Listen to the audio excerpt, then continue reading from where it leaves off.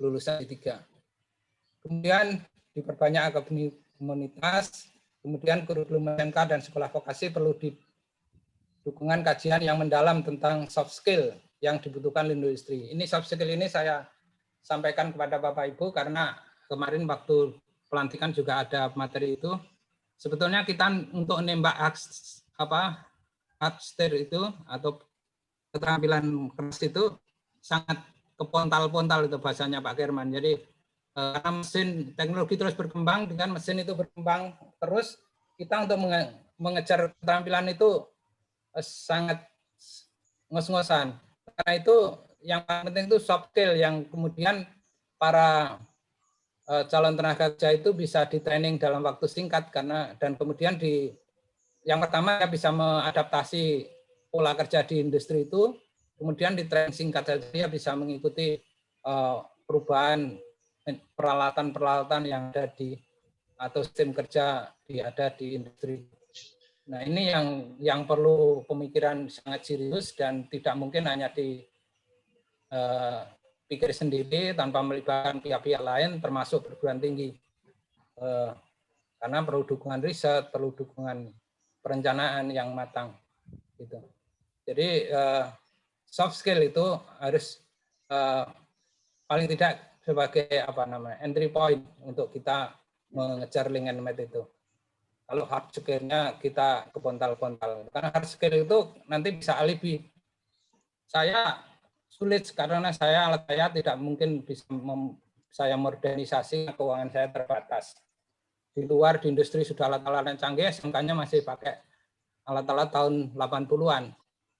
Mana mungkin hard skill-nya bisa mengejar. Itu problem-problem yang mungkin bisa dihindari. Kemudian pembentukan wirausahawan di daerah melalui SMK komunitas yang saya maksudkan tadi.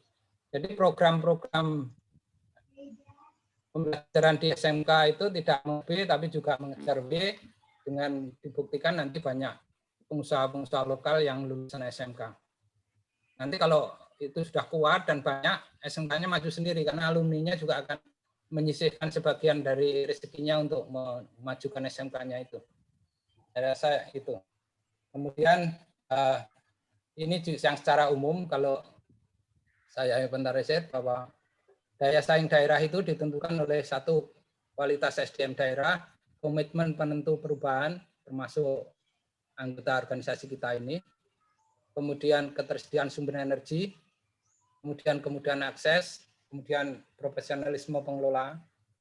Nah, kalau yang ini bukan tanggung jawab kita, tetapi ini nanti tanggung jawab partai-partai politik untuk mengisikan orang-orang yang disebutkan itu yang profesional gitu.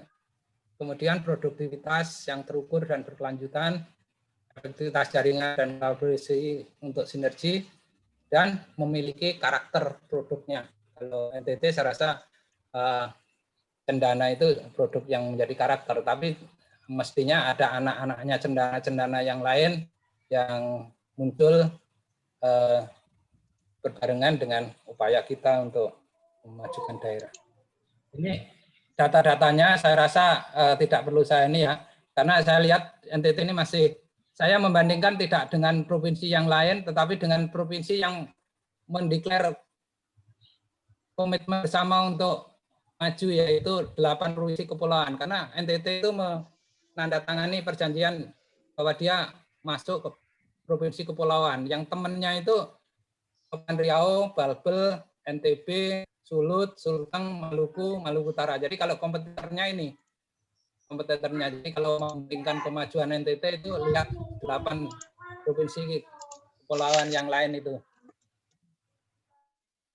Ini juga kita lihat untuk tingkat pengangguran masih cukup tinggi juga. Enggak usah di ini. Kemudian ini apa ini? Nah ini, NTT sebetulnya punya resources guru yang cukup banyak, 6.000, hampir 7.000, 6.500. Dan sekolah kejuruannya itu 2.295. Di antara provinsi-provinsi kepulauan itu menduduki yang dua. Yang paling banyak itu NTB. Ini modal untuk melakukan pembangunan daerah untuk menuju sejahtera tadi. Tetapi ingat bahwa modal ini akan menjadi merugikan kalau kita gagal gitu. Oleh karena itu harus dijadikan sebagai motivasi untuk. Nah, ini yang akademi komunitas mungkin ini sebetulnya program unggulannya Pak Nuh. Kenapa harus saya katakan ini adanya di perguruan tinggi, mungkin tidak sering digeluti oleh Bapak Ibu karena Bapak Ibu ada di sekolah tengah yang waktu itu departemennya beda. Jadi akademi komunitas itu pada dasarnya adalah satu program D1, D2 yang sekolahnya itu diberikan atas tiga pilar. Yang satu komunitas masyarakat, yang kedua itu adalah pemerintah daerah, dan yang ketiga itu adalah perguruan tinggi pendamping.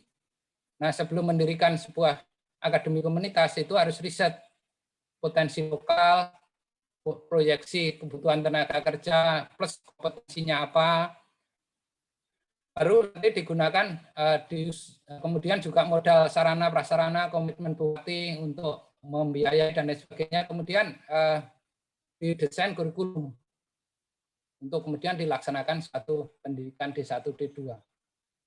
Nah, yang perlu dipetik atau dijadikan inspirasi untuk SMK itu yang pertama adalah tentunya untuk membentuk SMK baru di suatu daerah itu. Yang pertama tadi potensi lokal, kemudian kebutuhan tenaga kerja. Karena ini penting. Jangan sampai nanti begitu sekolahnya berdiri baru 2 tahun atau 2 kali meluluskan sudah ketiganya sudah nggak terserap di sasaran itu. Itu saya pernah punya pengalaman ketika jadi dekan teknik, saya mendirikan D3 kerjasama dengan Pelindo untuk D3 transportasi laut. Untuk itu. Lulusan 1, 2, 3 masih langsung dapat pekerjaan, tapi begitu 5 sudah cari sendiri. Nah, sampai sekarang sudah agak sulit. Nah, itu dipertimbangkan untuk berkeberlanjutannya itu. Oleh karena itu mendirikan SMK baru itu harus dihitung benar untuk daerah loh ya. Kalau itu nanti programnya pusat lain lagi karena proyeksinya tadi. Dan itu tergantung dari tadi pilihan B-nya itu mau kemana, di daerah, di luar daerah, di ini. Ini yang sama saja yang di daerah. Ini studi pentingnya pendirian ini mungkin tadi sudah sampaikan. Nah, untuk pengembangan ekonomi lokal itu kan banyak pilihan ya. Saya lihat di NTT itu pariwisata sekarang sudah menggeliat. Kemudian tentunya industri kecil sudah dari lama di ini. Kemudian peternakan, perikanan. Itu kemarin perikanan itu kasus besar itu kan kelihatannya dari NTT itu yang ekspor benur itu. Kemudian itu potensi-potensi semua yang bisa dikembangkan untuk jadikan inspirasi mendirikan program studi atau bidang keahlian di SMK. Nah, nanti seperti ini. Ini saya ambil dari BPPT. Jadi ada industri inti yang dikembangkan oleh daerah, lalu ada industri pemasok. Nah, kalau bisa lulusan kita itu nanti terserap di industri inti ini, kemudian juga bisa menjadi pengusaha-pengusaha untuk supplier dari kebutuhan industri ini. Jadi kita jadi pengusaha-pengusaha sehingga ini nanti akan sinergi dan Pengenmed akan terwujud. Contohnya seperti ini. Misalnya untuk industri pariwisata itu yang kalau di NTT kelihatannya mungkin di pantai ya, daerah ini peristirahatan atau daerah pantai yang sangat bagus ini ya.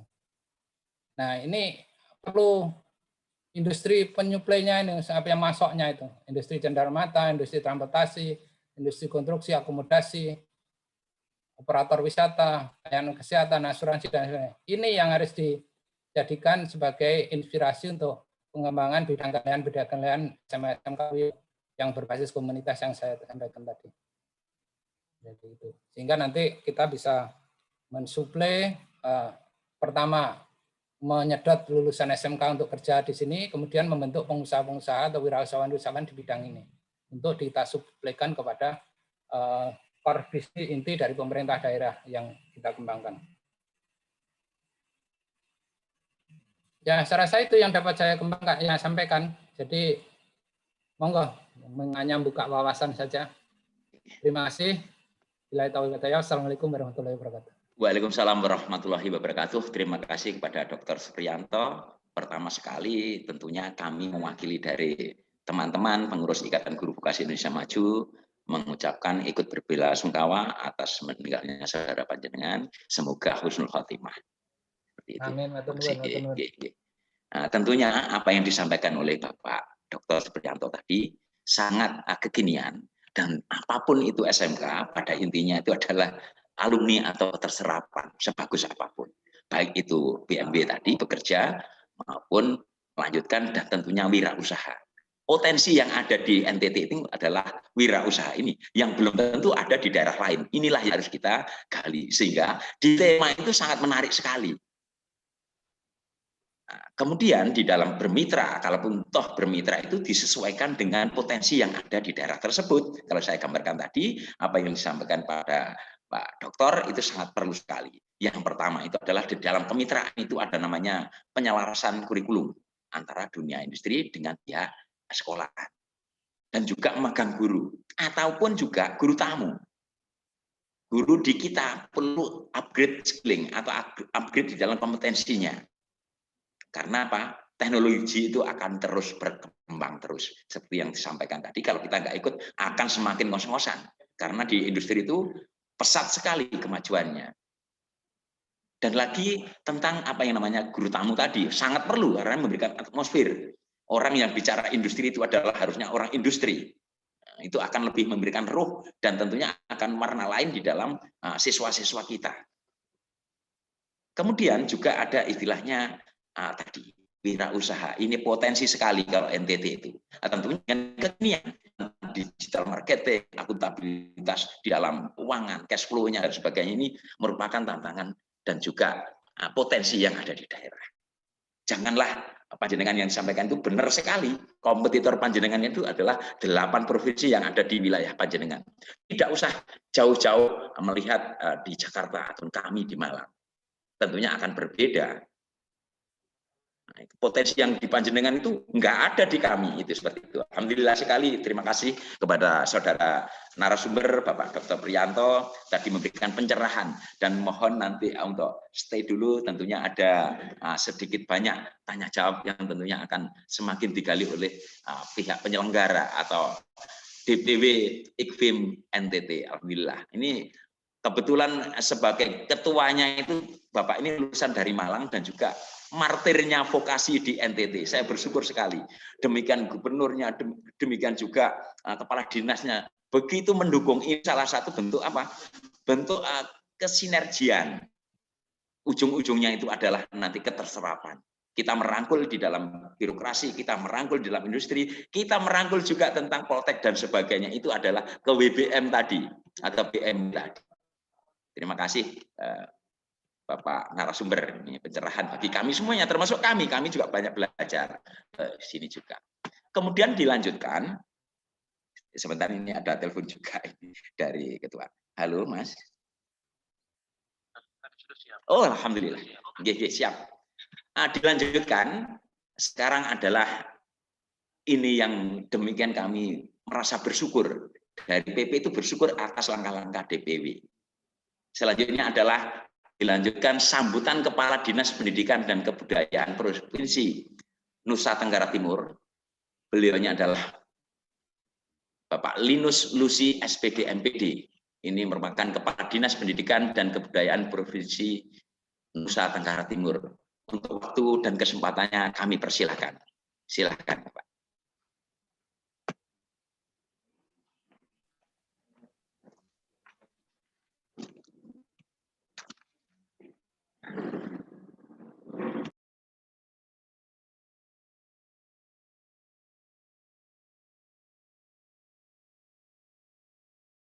Halo, Bapak Kepala Dinas. Ini mohon maaf Pak Sukirman. Iya. Sepertinya ini masih dikontak oleh Pak Ketua kita. Oh, tadi saya sudah dapat info sedikit. Katanya kebetulan hari ini jadwalnya agak bertabrakan dengan kegiatan Bapak Kepala Dinas. Oh, siap. Ya. Oke. Jadi mungkin bisa narasumber yang berikutnya saya dulu, nanti sambil kita koordinasikan lagi dengan Pak Kepala Dinas. Iya. Lanjut. Oke. Syaf sudah Profesor. siap. Prof. Syaf sudah siap, Mas. Iya, Mas. Alhamdulillah ini. Mohon maaf, Nggih. kalau saya usul tanya jawab sebentar, terus kemudian ini saya mau mohon izin karena kakak saya meninggal, jadi Oh gitu nggih. Oh, iya, Oke, iya. silakan. Nggih, Ya, Pak. bagus. Nggih, Pak Bri, Nggih, Pak Bri. terima Ya, Pak kasih Bri. nggih, monggo Pak Bri. Iya, Pak Bri. Nggih. Kepada partisipan silahkan, ini kesempatan 1, 2, 3 pertanyaan aja karena beliau juga berbela-sungkawa, kemudian juga harus takziah dan sebagainya.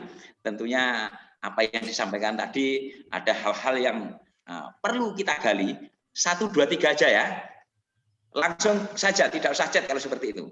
Ada yang resen, alhamdulillah ini dari Bapak Abna Mislah. Silakan Bapak Abna Mislah. Ini kesempatan bagus. Terima kasih Pak Moderator Pak Sukirman yang sudah memfasilitasi untuk webinar pagi hari ini boleh berjalan. Assalamualaikum warahmatullahi wabarakatuh. Waalaikumsalam warahmatullahi. Salam sejahtera untuk kita semua dan yang utama salam sehat. Yang pertama terima kasih kepada Pak Suprijanto yang sudah membawakan materi dan jelas balik kembali kepada kita semua. mic-nya mati. Mikrofonnya unmute, kesenggol mungkin. Ya oke baik. Sehingga kembali kita jelas balik dari tahun 80-an sampai dengan GBR SMK sampai kepada sekarang link MH SMK dengan Dudi. Dan fokus pagi hari ini khusus untuk NTT yang kita katakan sebagai daerah kepulauan yang ketika kita mengembangkan ini kita diperhadapkan kepada bagaimana kita membangun akses kepulauan dengan SDM dan sarana prasarana yang tersedia dalam pengembangan guru SMK untuk bagaimana bisa menghasilkan, bisa mencetak SDM yang tangguh, yang handal untuk bisa mengikuti perkembangan daripada dunia industri yang terjadi sekarang ini.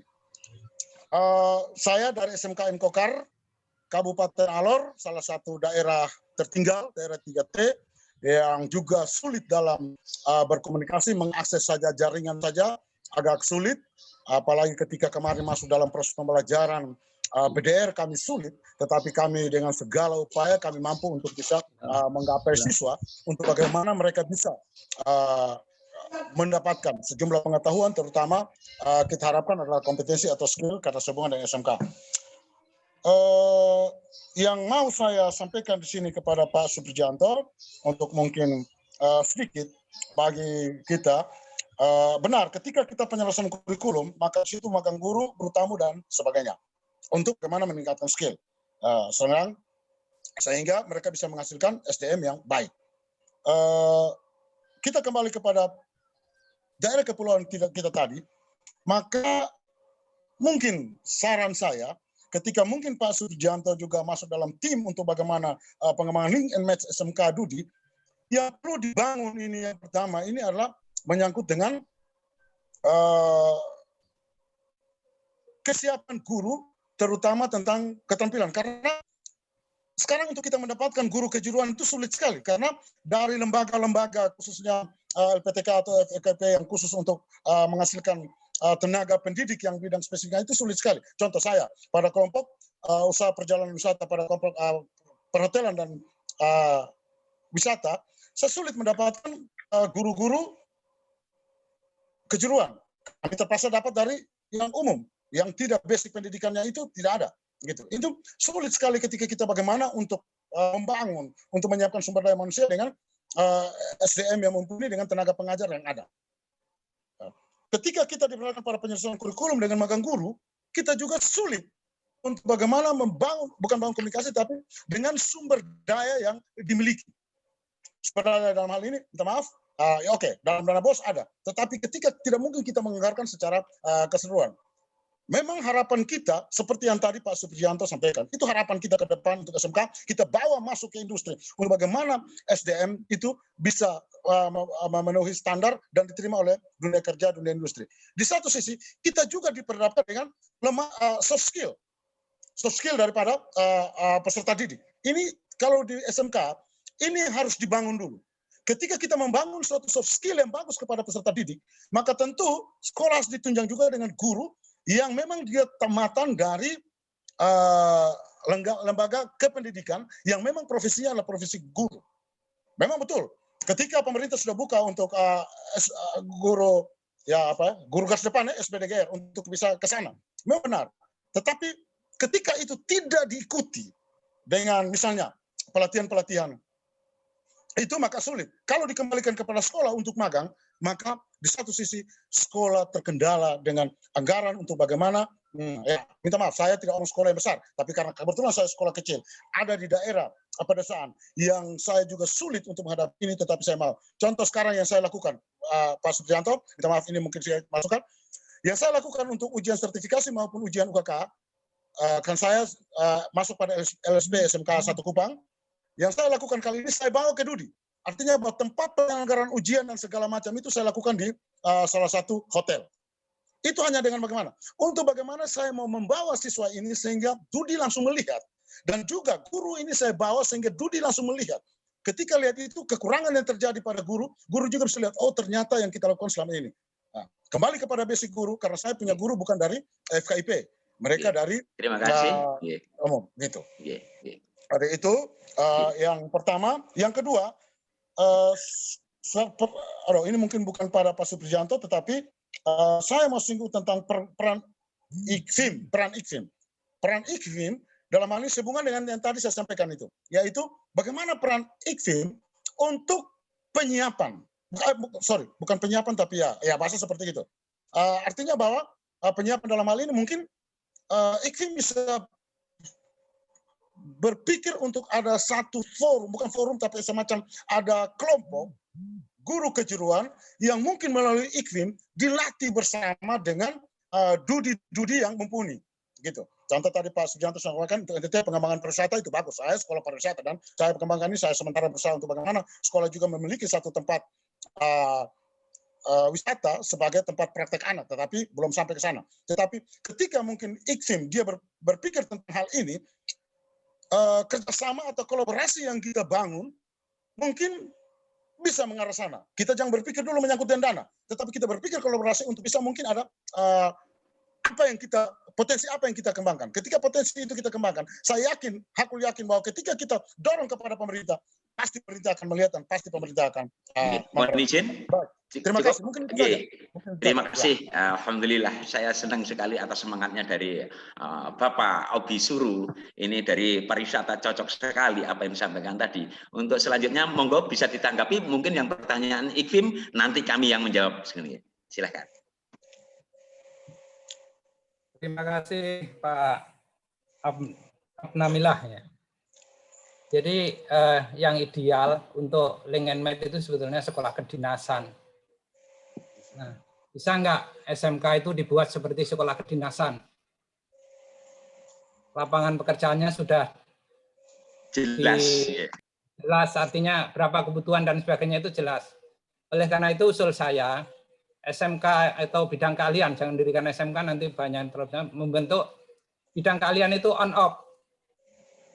Jadi bisa jadi tadinya dibuka, kemudian ditutup karena pasarnya sudah jenuh. Ya, kalau bidang keahlian itu on off, maka pada saat off itu gurunya disuruh ke industri itu praktek, suruh kerja. Betul. Nanti setelah pulang dibuka lagi. Tapi syaratnya supaya seperti sekolah dinasan, mendirikan usulan untuk bidang keahlian itu harus berdasarkan rembukan komunitas tadi. Komunitas pariwisata di NTT dikumpulkan, diventarisir butuh tenaga berapa, bisa dipenuhi berapa tahun. Nah itulah nanti prodi itu dibuka, bidang keahlian dibuka sekian tahun itu dengan kurikulum yang kita desain. Nah, seperti itu. Tapi itu ada political will. Biasanya ada yang recokin juga. Harus semua potensi dilipatkan. Nah, yang penting mungkin Pak Abna, desain tenaga kerja SMK untuk dikerjakan di daerah itu harus ada di provinsi. Jadi untuk putra daerah itu harus dipikirkan pekerjaannya, termasuk seperti ini caranya. Kalau diserahkan ke pasar, kan nanti yang dikerja di NTT itu justru yang dari Malang nanti malahan. Tapi jangan tegas-tegas, kalau tegas nanti langgar hak asasi. Iya. Aturan mainnya itu harus dibikin sedemikian rupa sehingga kompetisinya itu tetap fair. Dan bupati aja sudah bisa kok, kepala daerah. Kalau ada calon bupati dari provinsi lain, sekarang ini agak harus dites yang lebih keras lagi gitu.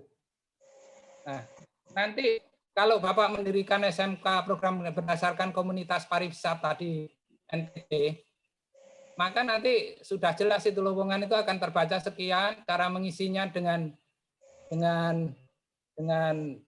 pendidikan sekian tahun dan sebagainya bisa didesain kurikulumnya. Itu yang pertama. Kemudian mengupgrade guru, masalah guru, ini memang kalau dari nol guru itu ya seperti dokter itu ada yang baru lulus kan juga belum bisa apa-apa.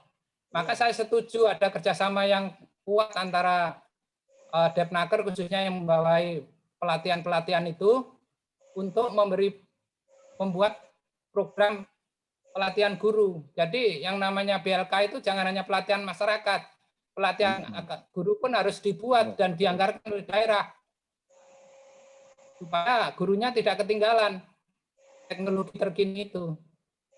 Sehingga bebannya tidak ada di Diknas saja, ada di Departemen Ketenagakerjaan juga.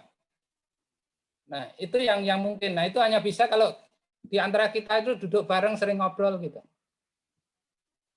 Tidak menggonceng politiknya. Kalau gonceng politiknya biasanya malah buyar itu. Gitu. Mungkin itu yang saya, jadi guru itu, kalau Bapak murid terbaik, Bapak ya silaturahmi lah ke Poltek pariwisata yang paling favorit menurut Bapak. Promosikan muridnya nanti biar dia jadikan siswa di situ, diterima dengan segala macam, misalnya Beasiswa. kemudian itu beasiswanya mungkin juga lain sebagainya. Intinya kalau kita saling silaturahmi, saling hubungan, itu memungkinkan. Nah, setelah dia lulus dari situ, jadikan guru di tempat Bapak, nggak kemana-mana dia. Sekolahkan terus gitu. Itu nanti dia akan menjadi tokoh-tokoh perubahan ya, agen-agen perubahan di daerah Bapak. Tapi kalau Bapak tidak melakukan terobosan, hanya mengandalkan apa yang normatif saja, Bapak akan di-drop dari tempatnya Pak Firman dari Malang, belum tentu cocok nanti yang Bapak butuhkan, nunggu lagi. Tahun ini nggak dapat yang Bapak butuhkan, nunggu 2 tahun itu juga kerugian besar. Jadi harus punya inisiatif, saling silaturahmi sehingga semuanya bisa diselesaikan dengan baik. Cara saya itu saran saya. Dan kalau punya murid yang bagus, Pak, di tempat saya untuk jadikan guru nggak bisa juga di menerima. Saya punya murid dari Timor Leste segala ya, yang sekarang kembali ke sana juga jadi guru. Dan itu silaturahmi bagus, kami juga bisa meneliti di sana dan lain sebagainya. Yang penting menurut saya ada pelopornya, ada inisiatornya seperti Pak Abna ini. Jangan mengandalkan teman-teman yang tidak punya inisiatif karena mereka sudah ada di zona mapan. Nah, zona nyaman. Jadi Bapak harus keluar dari zona mapan untuk generasi yang akan datang. Rasa gitu, terima kasih. Makasih Pak Supriyanto, itu betul sekali. Jadi kalau berdasarkan pengalaman Bapak Abna itu bisa memberikan siswa yang terbaik untuk sekolah. Silakan sekolah di dekat kami. Unmer juga ada pariwisatanya. Nanti semacam ikatan dinas dengan catatan kami biayai, tetapi nanti balik lagi ngajar ke sekolah saya. Itu akan memberikan efek getar atau efek virus yang baik untuk panjenengan. Tentang iklim, tadi tentunya kita itu tidak maju di Jawa saja, tapi maju semuanya, memberikan dampak atau keberkahan untuk semuanya itu saudara, tidak hanya Jawa sentris. kami ingin maju bersama. Gitu Pak Abna, terima kasih. Untuk satu aja yang tadi untuk Pak Supriyanto karena kesibukan beliaunya, silahkan mohon ikut berbelasungkawa Bapak, silakan panjenengan bisa langsung takziah atau bagaimanapun juga dari kami saya menyampaikan turut berbelasungkawa Bapak, silakan. Ya, teman-teman, terima kasih semuanya dan maaf kalau ada hal yang kurang berkenan. Salam sehat dan sejahtera untuk kita semua. Wassalamualaikum warahmatullahi wabarakatuh. Terima kasih Pak Pri. Waalaikumsalam warahmatullahi wabarakatuh. Terima kasih, terima kasih. Nah, untuk selanjutnya mohon izin karena tadi ada suatu lain hal dan itu memang urgent, kami akan mengkhususkan kepada beliau dan juga pertanyaannya hanya satu saja. Kemudian dilanjutkan dengan rundown yang berikutnya. Saya informasikan dulu apakah Bapak sudah siap. Lanjut Pak Cecep. Selanjutnya adalah kepada beliaunya Prof. Cecep ini, yaitu Profesor Dr. Cecep Darmawan SPD SIP SHMH, yang ini membawakan materi tentang menguatkan pendidikan vokasi Link and Match SMK dengan Eduka. Nah, hal-hal kekinian, informasi kekinian, beliau sangat dekat dengan memegang kebijakan. Dengan kekinian, tentunya kami atau kita semuanya wajib untuk memperhatikan apa yang disampaikan oleh beliaunya. Beliaunya juga sering muncul di surat kabar nasional yang kekinian, mungkin di Kompas dan sebagainya, tentang update kebijakan tentang SMK, bahkan tentang vokasi yang ada di Indonesia. Untuk waktu dan tempatnya, roomnya saya persilahkan Prof. Cecep, silahkan. Karena saya nggak membacakan kurikulum VT-nya, terlalu banyak juga, silakan untuk memperkenalkan diri, silakan. Ya, terima kasih Pak Moderator, Pak Sukino. Assalamualaikum warahmatullahi wabarakatuh. Selamat pagi, salam sejahtera buat kita semua. Bapak Ibu, khusus saya ucapkan terima kasih atas undangannya ini dari Pak Ketua Umum ya, Pak Edi Siswanto. Kemudian selamat juga atas pengukuhannya pengurus ya dari NTT. Mudah-mudahan dengan kebersamaan kita ini menguatkan pendidikan vokasi bagi Indonesia masa depan. Saya mencoba beberapa hal yang ingin share ya. Mungkin juga Bapak Ibu di sini para peserta sudah banyak tahu tentang bagaimana soal vokasi ini ya, kaitan dengan Link and Match SMK Eduka ya menuju NTT Sejahtera sebagaimana apa temanya. Bisa saya screen dari saya aja ya? Kayaknya bisa. Silakan Bapak. Silakan Prof. Ya, beberapa waktu lalu saya memang diundang oleh Dirjenan untuk apa ya membahas roadmap lah ya, roadmap vokasi ini, dan beberapa hal ada oleh-olehnya tayangan dari Pak Dirjen. Nah, saya coba ya. Nah, ini tayangan dari Pak Dirjen, bagus kalau saya tampilkan dulu ya. Bagaimana kondisi SDM dan tantangan ketenaga kerjaan di era pandemi kita ini ya. Kita lihat bahwa tingkat partisipasi angkatan kerja itu cukup besar ya, yaitu 130,91 juta. Ya, 137 juta ini kan artinya kalau dipresentasikan, persentasenya 69,2%. Kemudian penduduk bekerjanya ada 131 jutaan. Ya. Nah, bagaimana tingkat pengangguran terbukanya ya 6,88 juta, masih cukup besar juga. Ya. Ini jadi perhatian bagi kita semua. Nah, sekarang bagaimana kondisi misalnya dari sisi penduduk yang bekerja? Ternyata berapa persen penduduk yang bekerja dari universitas 10%-an, diploma 2%-an, SMK 11%-an, SMA 8 berapa itu ya? 18 ya kalau nggak salah. SMP 17 dan SD 39. Jadi ya masih banyak ya apa yang bekerja itu lulusan SD. Nah, coba kita lihat angka-angka ini ya.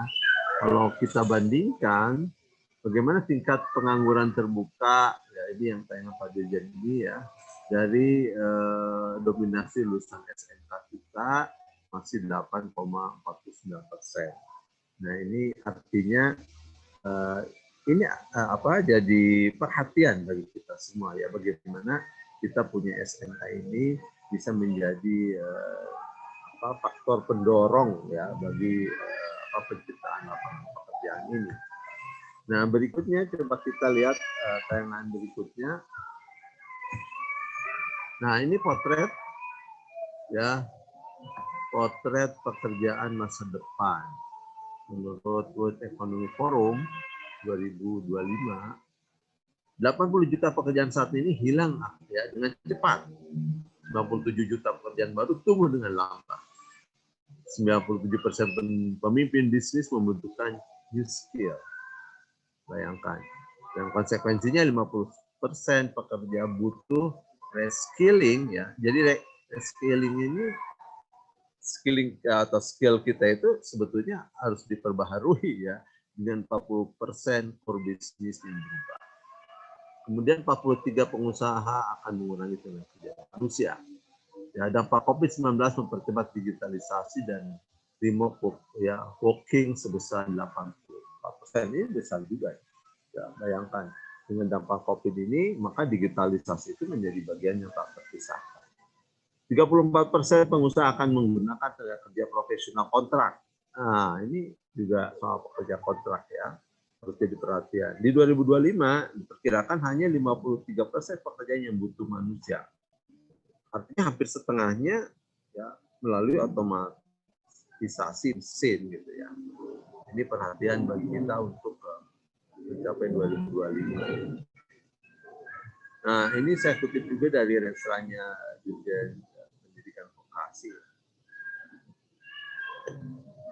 Ini ada rekap kerjasama SMK Dudi.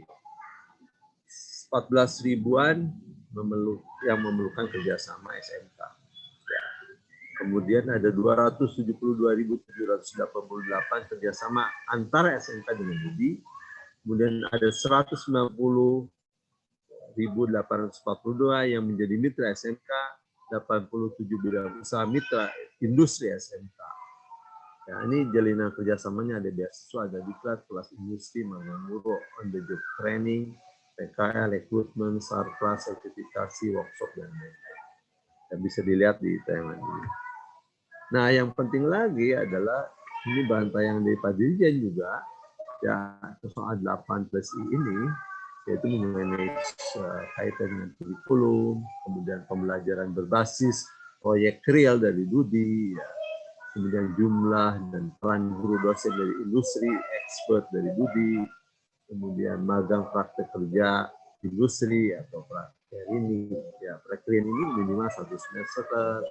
Kemudian bagaimana ya kaitan dengan beasiswa atau ikatan dinas dari Dudi untuk siswa, mahasiswa serta donasi dari Dudi ya, dalam bentuk peralatan laboratorium, dalam bentuk lainnya bagi pendidikan vokasi. Dan yang tidak kalah pentingnya itu komitmen ya yang kaitan dengan serapan lulusan oleh Dudi, riset terapan, kemudian bagaimana guru, dosen, pengajar selalu itu mendapatkan upgrade ya, tentang teknologi. Ya, update teknologi itu penting ya daripada dari training yang harus dilakukan. Ya, berikutnya coba saya tayangkan. Nah, yang penting lagi sesungguhnya hal ini ya. Jadi ini saya ambil data dari Rensranya Dirjen Pendidikan Vokasi ya, yaitu jumlah SMK dan kompetensinya di wilayah Bali dan Nusa Tenggara. Nah, ini ya.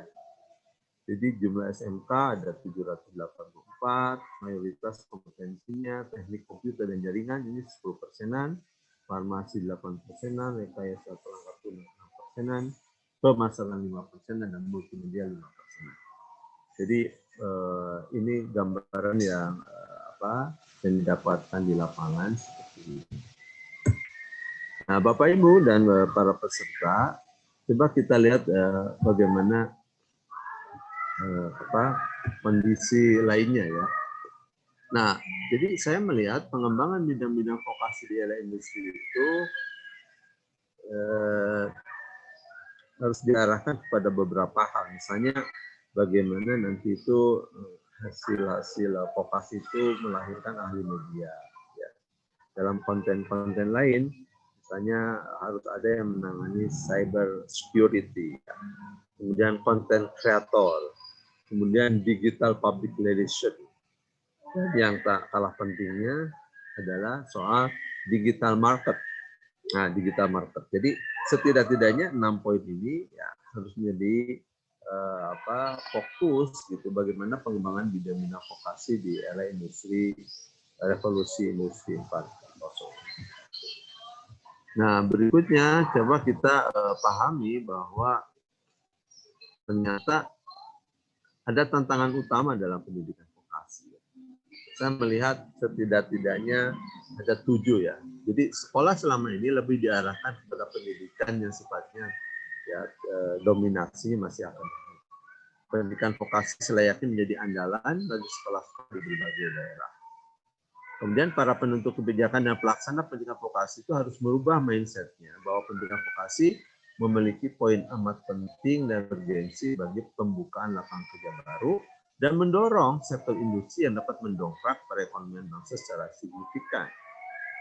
Yang ketiga, mindset sebagian masyarakat yang masih berpandangan bahwa pendidikan vokasi merupakan pendidikan kelas 2 ya dibanding dengan pendidikan akademik. Nah, ini harusnya dirubah. Kemudian peminat terhadap pendidikan vokasi tidak sebanyak pendidikan akademik. Ya, kenyataan masih seperti ini. Ya. Masih belum optimalnya partisipasi dan dukungan dunia industri dan dunia usaha dalam menopang kemajuan vokasi. Tadi kan sudah digambarkan ya beberapa skema kerjasama atau kolaborasi, tapi belum sepenuhnya optimal. Kemudian keterlibatan Pemda dan pihak swasta di daerah juga masih belum optimal, sehingga pendidikan vokasi terkesan jalan di tempat dan mengalami berbagai hambatan. Masih belum memadainya fasilitas praktikum dan infrastruktur secara masif yang bisa diakses oleh para pelajar vokasi sehingga berimbas pada kualitas dan kompetensi alumninya. Jadi ini ada 7 poin tantangannya. Ya, nah, upayanya bagaimana?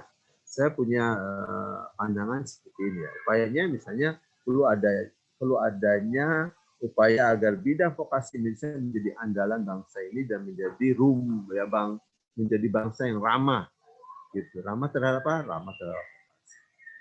Kemudian yang kedua, perlu pemetaan vokasi apa saja yang perlu didesain dan didorong agar vokasi yang dikembangkan itu sesuai dengan tuntutan masa depan yang kreatif, inovatif, punya nilai novelty, dengan tetap bernilai kearifan lokal dan keindonesiaan.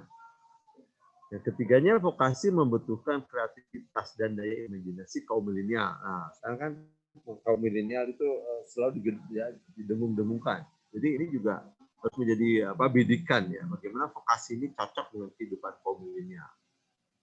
Bidang vokasi baik di persekolahan maupun perguruan tinggi harus dirancang dengan kurikulum yang berorientasi masa depan. Seperti saya gambarkan tadi, ya orientasi ke depan itu ada 6 bidang setidak-tidaknya. Nah, bagaimana ini kurikulum ini juga bisa memotret itu ya. Kemudian perlu adanya strategi agar lulusan SMK tidak menyumbang angka pengangguran tertinggi. Nah, kan ada asumsi seperti ini ya.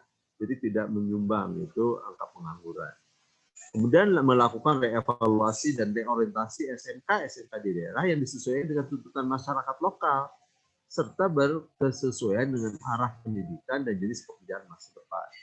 Nah, jadi ini mungkin ya perlu dirumuskan ulang SMA kita di daerah itu agar sesuai dengan tuntutan masyarakat setempat gitu ya, dan pekerjaan di masa depan.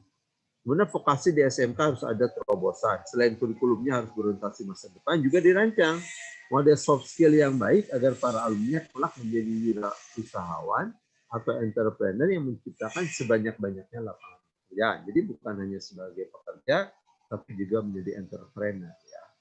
Sehingga perlu apa lagi? Perlu ada pemetaan SMK mana yang spesialisasi pendidikan vokasi dalam bidang apa. Jangan sampai SMK penyelenggaraan pendidikan vokasi yang seragam, akhirnya jenuh serta hilang keunggulan. Yang terakhir, vokasi juga harus menyentuh sektor vokasi yang bersifat informal. Ya.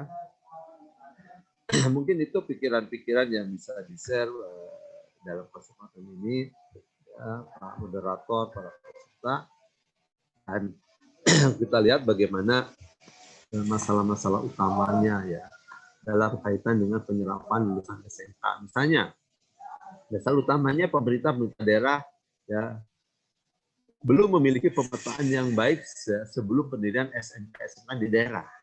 Nah, sering begitu ya, gitu. Ya tentu tidak semuanya lah ya, tidak generalisir ya. Jadi masih ada lah atau sebagian lah, mungkin bahasa arifnya gitu ya, sebagian ya. Kemudian masih tumpang tindihnya sebagian jurusan dan peminatan di SMK. Ya. Sebaran pembangunan SMK tidak berbasis, belum sepenuhnya gitu ya. Bahasa halusnya belum sepenuhnya berbasis kearifan lokal dan kebutuhan pasar industri. Masalah kurikulum yang belum link and match dengan industri, ya. Kurikulum pun belum fleksibel terhadap kebutuhan industri, rendahnya mutu sebagian SMK akibat kurangnya quality control dan quality assurance pemerintah dan Pemda terhadap pilihan SMK dan lulusannya, masih ditemukan fasilitas SMK yang belum memadai dan masih adanya gap antara jumlah lulusan SMK dengan lapangan kerja yang tersedia. Adanya perubahan lapangan kerja yang lebih membutuhkan sektor jasa dan perdagangan, sementara lulusan SMK masih didominasi bidang manufaktur. Dan masih ditemukan kualitas guru yang masih harus ditingkatkan. Nah, ini juga penting. Ya. Minat sebagian siswa pendidikan SMK belum sebaik minat melanjutkan ke SMA. Nah, gitu ya. Ya sehingga kerap melanjutkan ke SMA merupakan masih ada yang menyatakan pilihan kedua, gitu. Ya. Ya tentu ini harus ada riset ulang ya, apakah masih seperti ini atau tidak, ini perlu ditindaklanjuti. Nah berikutnya, jadi kalau kita sudah tahu seperti itu, bagaimana sebetulnya kita menyiapkan ya pembangunan pendidikan SMK ini. Nah kaitan dengan strategi link and match-nya seperti apa agar lulusan itu mudah ya, terserap pada pasar kerja, yaitu melakukan reevaluasi ya terhadap apa semua SMK dan sesuaikan dengan standar nasional pendidikan. Ada 8 standar pendidikan nasional ya. Dari mulai standar isi kurikulum, ya, sarana prasarana, gurunya, pendiknya, evaluasinya, prosesnya ya, proses pembelajaran dan lain-lain. Termasuk soal anggarannya, pendanaannya. Mengubah kurikulum SMK yang sesuai dengan tuntutan industri ya. Jadi harus fleksibilitas kurikulum. Lalu kalau istilah sekarang Pak Menteri itu merdeka belajar itu ya salah satunya fleksibilitas kurikulum. Lalu adanya sistem magang mulai tingkat awal mahasiswa ya, jadi sudah dari awal dikenalkan. SMK yang tidak memiliki mitra industri maka tidak perlu diperpanjang izin operasionalnya, itu pikiran saya. Ya, kenapa? Supaya SMK itu ya memang harus memiliki mitra industri gitu ya, tidak sekedar mendirikan SMK gitu. Tentu ini pikiran saya maksudnya begini, sekecil apapun industri yang dimaksud, ya tidak harus industri besar yang ada di situ ya, gitu. Ya, harus meningkatkan SDM guru. Ya, ini juga penting supaya gurunya punya standar nasional bahkan nasional. Ya. Melakukan terobosan program ikatan dinas. Tadi saya dengar pembicara sebelumnya ya, saya juga punya pikiran gitu ya. Supaya lulusan SMK itu langsung kerja dengan kebutuhan. Tapi ya harus ada persyaratan. Makanya ada perjanjian antara sekolah, Pemda, industri, ya, mengembangkan SMK yang berkarakter unik dan khas sesuai dengan sumber daya alam, demografi, topografi, serta pengembangan industri daerah. Lalu dibangun SMK berbasis industri teknologi dan industri kreatif. Kemudian kerjasama SMK dan industri sebaiknya dilakukan melalui pendekatan pelatihan berbasis kompetensi, yang tujuannya untuk apa? Mengeliminir ketimpangan antara dunia akademik SMK dengan dunia industri di dunia kerja, ya, dunia kerja di industri. Nah itu strategi link and match-nya. Coba kita lihat berikutnya. Nah ini slide yang ditunggu-tunggu Pak Moderator sebenarnya. Sekian dan terima kasih. Mohon maaf. Monggo Pak. Ya, terima kasih Prof. Alhamdulillah ini tadi sudah intinya tadi antara supply and demand daripada lulusan SMK dengan industri. Tadi ditawarkan ada yang sedikit saya catat tadi. Bentuk kedinasan tentunya, bentuk MOU atau kesepakatan dengan pihak birokrasi dan juga perguruan tinggi yang intinya nanti adalah kebermanfaatan di NTT. Tentunya sebagus apapun SMK itu adalah faktor keterserapan, itu yang menjadi kunci utama. Kemudian hal-hal yang terobosan-terobosan berdasarkan fakta dan data tadi tersampaikan. Ini alhamdulillah sekali. Terima kasih Prof. Cecep atau yang narasumber yang ketiga untuk ditahan sebentar karena nanti ada tanya jawab Prof. Jadi mohon nanti tetap stay di sini di room ini. Kita lanjutkan dengan narasumber yang berikutnya, yaitu kepada narasumber dari Bapak Jemi Laisha SD, merupakan ini narasumber yang kita tunggu juga. Tentunya perlu kami bacakan kurikulum vitae beliaunya. Kalau Prof. Cecep tadi kami belum sampai karena ini kebetulan moderator dadakan. Nah, ini kami mendapatkan dari narasumber yang Bapak Jemi Laisha SD. Saya bacakan dulu. Pada tahun 2003 hingga sekarang adalah Direktur Timorese Group. Ini IT-nya. Kemudian 2004 hingga sekarang Direktur Timorese Autopart Distribution.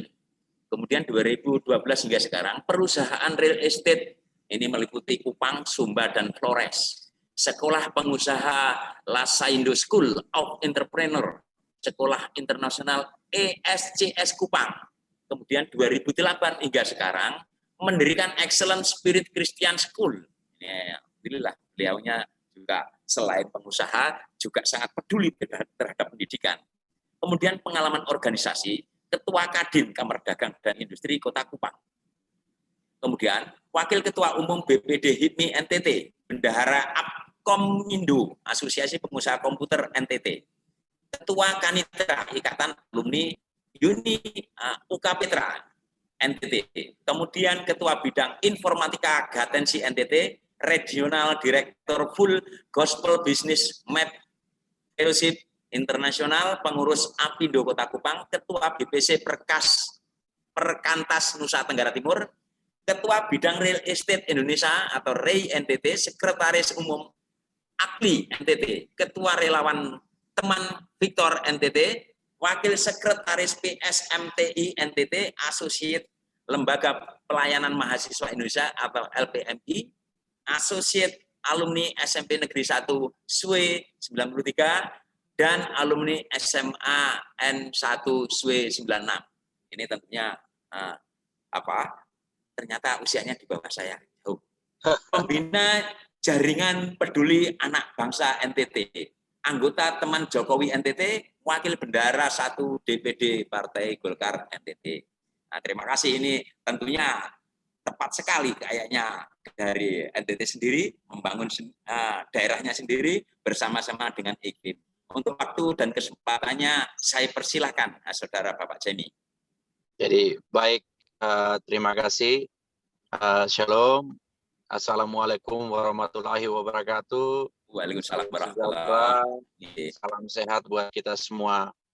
Pertama-tama saya berterima kasih kepada panitia yang sudah memberikan kesempatan kepada saya untuk sedikit men-sharingkan dan mungkin kita bisa berdiskusi lebih banyak bagaimana mengembangkan potensi daerah lewat pendidikan vokasi, link and match untuk menuju NTT Sejahtera.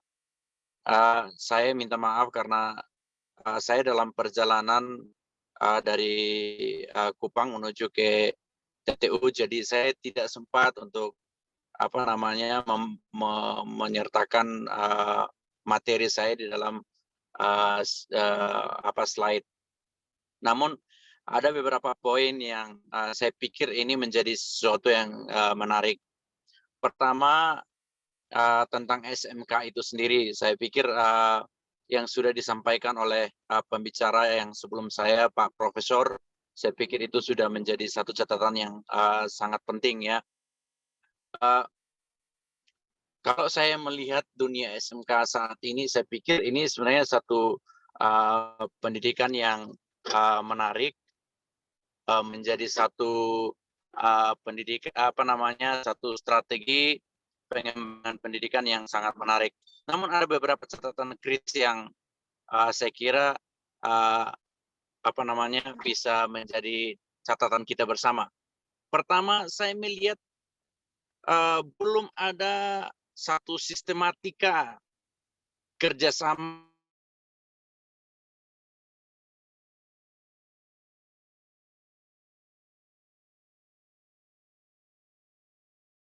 Halo, ini jaringan putus. Kayaknya nge-lag nih Pak Jemi.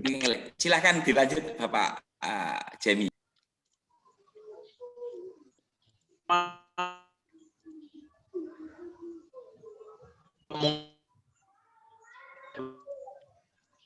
Kamar Dagang dan Industri itu Himpunan Pengusaha Muda Indonesia.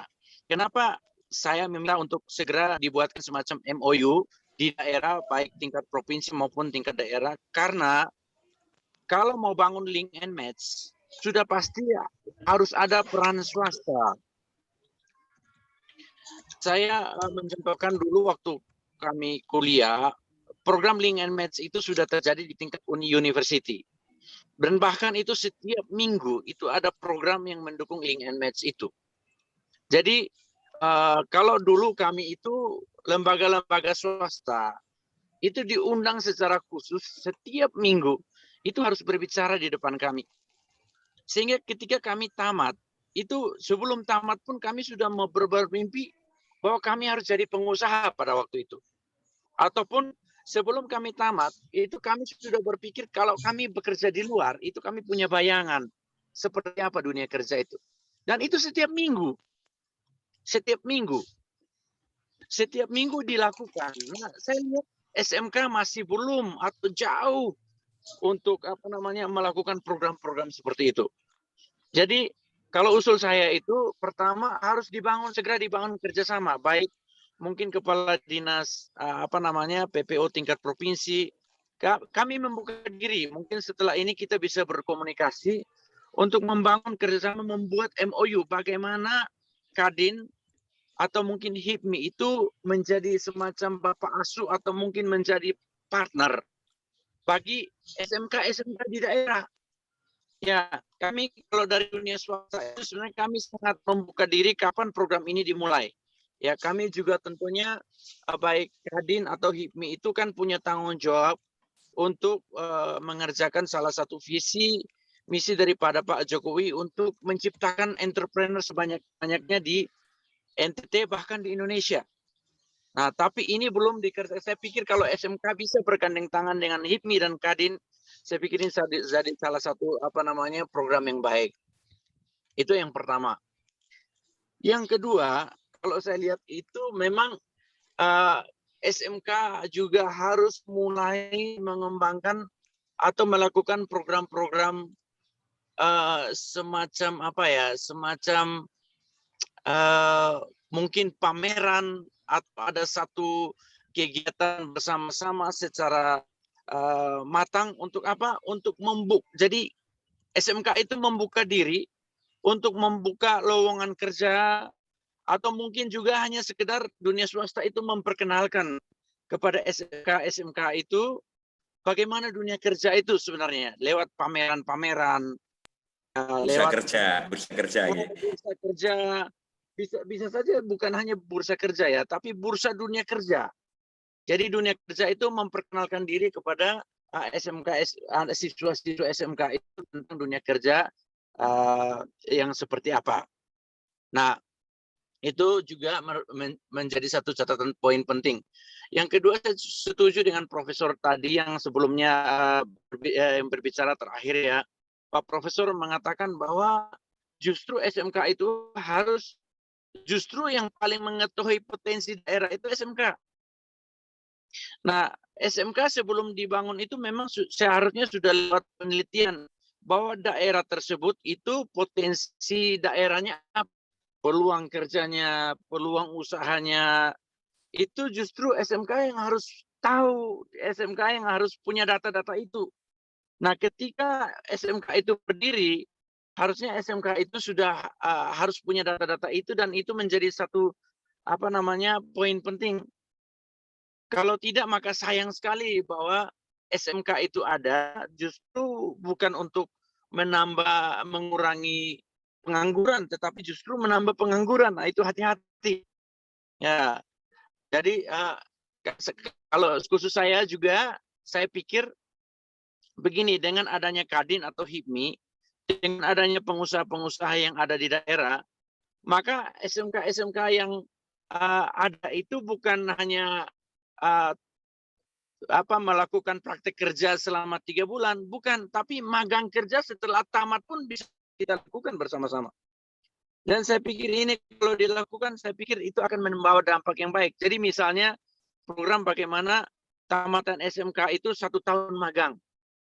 Bukan hanya 3 bulan. Kalau 3 bulan itu kan selama ketika atau 2 bulan itu anak-anak itu menjadi persyaratan mereka untuk tamat SMK.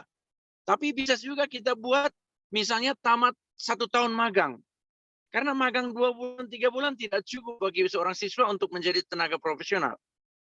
Tapi kalau misalnya kita bisa kerjasama lebih, misalnya tamat 2 bulan waktu dia sekolah, tetapi setelah dia tamat, dia bisa melakukan magang kerja, misalnya 1 tahun atau 2 tahun. Saya pikir kalau itu bisa dikerjakan dan semakin banyak perusahaan yang membuka diri untuk hal tersebut, ini jadi satu poin yang cukup penting agar setiap siswa itu bisa bekerja dengan baik. Kami di Kupang ini atau bahkan di NTT sangat terbuka. Jadi silakan kita saling kontak ya, kita siap. Saya juga bisa membantu lewat jaringan Kadin NTT. Saya juga bisa kerjasama dengan jaringan HIPMI NTT untuk bisa menyerap semua siswa-siswa yang ada di NTT, khususnya siswa SMK. Jadi kalau dari sisi saya kurang lebih hanya seperti itu. Saya pikir juga mungkin di dalam hal kurikulum itu sekolah-sekolah bisa lebih kreatif. Karena kalau kami menilai juga itu masih minim sekali tamatan SMK untuk siap bekerja.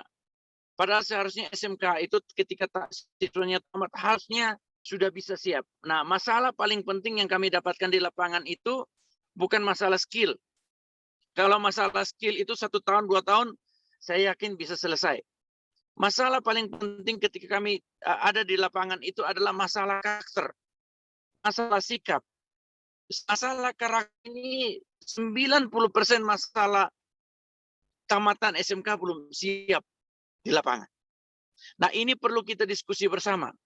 Sehingga kurikulum itu juga diarahkan bukan hanya pada pendidikan skill, tapi juga pada pendidikan karakter. Sehingga siswa-siswa itu akhirnya siap untuk bekerja di lapangan ketika mereka tamat. Menjadi untuk siap menjadi seorang pekerja. Jadi mungkin beberapa hal itu yang bisa saya sampaikan. Selanjutnya mungkin kita bisa diskusi. Namun itu menjadi beberapa catatan penting. Mudah-mudahan ini menjadi masukan juga buat pengurus pendidikan vokasi NTT ke depan. Mungkin hanya itu. Terima kasih atas kesempatannya. Ya, makasih. Selamat siang. Selamat siang. Terima kasih. Ini mohon maaf, narasumber ini pelaku juga, peduli juga. Jadikan beliaunya itu pemberi jamu, bukan memberikan sirup. Jamu yang menyehatkan. Ini introspeksi bagi pengurus, bagi kita semuanya, bahwasanya ternyata kompetensi hard skill itu gampang, bisa dikelola. Yang lebih penting adalah karakter. Bentuk regulasi di dalam industri itu bagaimana. Ini yang tadi dan dijawab juga sama persis yang disampaikan tadi. Kita tahu potensi diri kita, sekolah kita, bila mana kita coba buka rekrutmen atau bursa kerja. Jadi nanti tolok ukurnya apa? Oh, ternyata kita itu kalah bersaing, industri itu memerlukan seperti ini. Lah, kita sebagai supply-nya itu menyediakan semacam kurikulum yang menopang di dalam industri tersebut. Ini alhamdulillah sekali. Terima kasih kepada Bapak Jemi. Ini masukan yang bagus. Keterbukaan ini yang kami sangat perlu ya.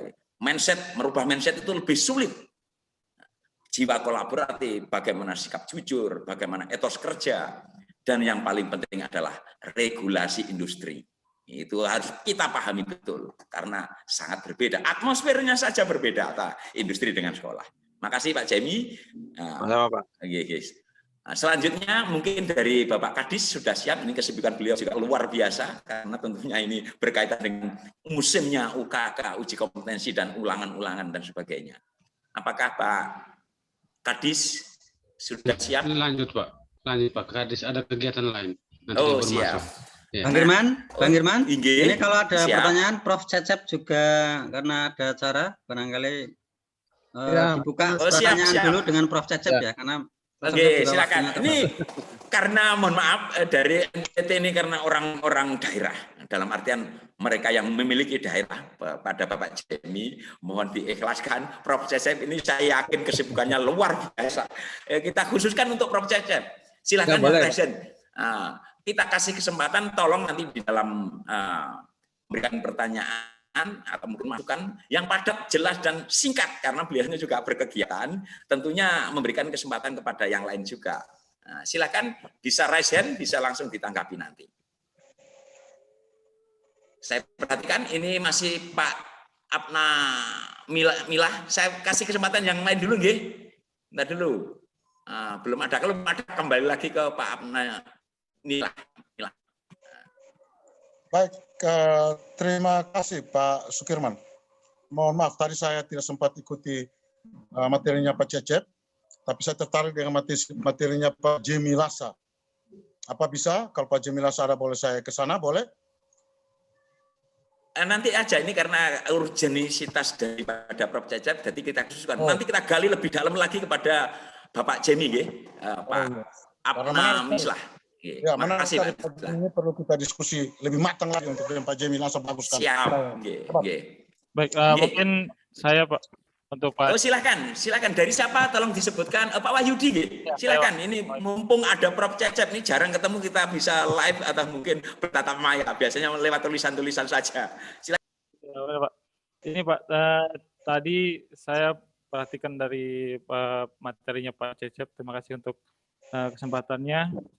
Jadi gini Pak, tadi saya lihat ada infografis mengenai kondisi sumber daya manusia di era pandemi ya Pak ya. Ya. Ya itu memang luar biasa sekali sekarang karena pada awalnya sebelum pandemi ini sendiri tingkat pengangguran terbuka itu udah lumayan tinggi. Nah, ditambah dengan pandemi malah semakin mengembang dan semakin parah tingkat ini pengangguran itu. Cuma sekarang bertepatan dengan pandemi ini juga ada banyak pekerjaan-pekerjaan baru yang muncul. Contohnya seperti yang tadi juga sempat Bapak paparkan seperti internet marketer, terus ini programmer yang bisa bekerja di tanpa batasan waktu dan ruang itu Pak ya. Ini Pak, ya pertanyaan saya, kira-kira bagaimana tips dan trik untuk anak-anak SMK ini khususnya Pak, karena sekarang ini saya mau berbicara untuk SMK, itu untuk bisa mengembangkan skillnya di masa pandemi ini Pak. Karena ya kita tahu sendiri, kebutuhan kita sudah menyuarakan bahwa link and match. Tapi ya kembali ke anak-anak kita siap tidak, terus tenaga pengajarnya juga bagaimana. Jadi untuk kali ini bagaimana Pak supaya kita bisa survive di era pandemi ini. Ya, terima kasih Pak. Mungkin itu dari saya. Silakan langsung Prof Cecep. Ini moderator ya. Ya, terima kasih nih pertanyaannya, diskusinya lah saya kira ya, ini untuk Pak Wahyudi Rahmat. Dan Pak Moderator serta peserta, mohon maaf saya agak terbatas waktunya, ini sedang dinas juga.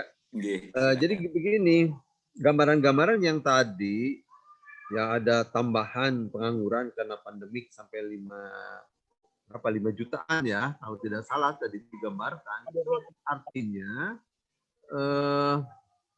5 juta lebih ya di gambaran saya itu artinya itu tantangan yang membuat kita frustrasi.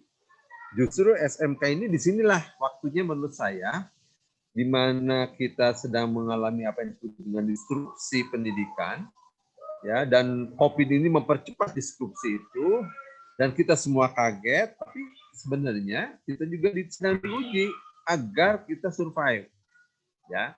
Nah, ujian inilah saat kita buktikan bahwa kita itu survive. Apa yang harus bisa kita lakukan dengan kaitan dengan pertanyaan Pak Wahyudi ya?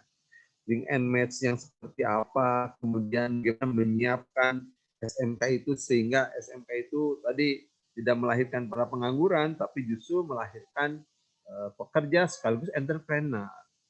Nah, kalau kita kaji dari berbagai pandangan yang sudah saya paparkan tadi, maka satu, saya melihat bahwa harus reorientasi ya.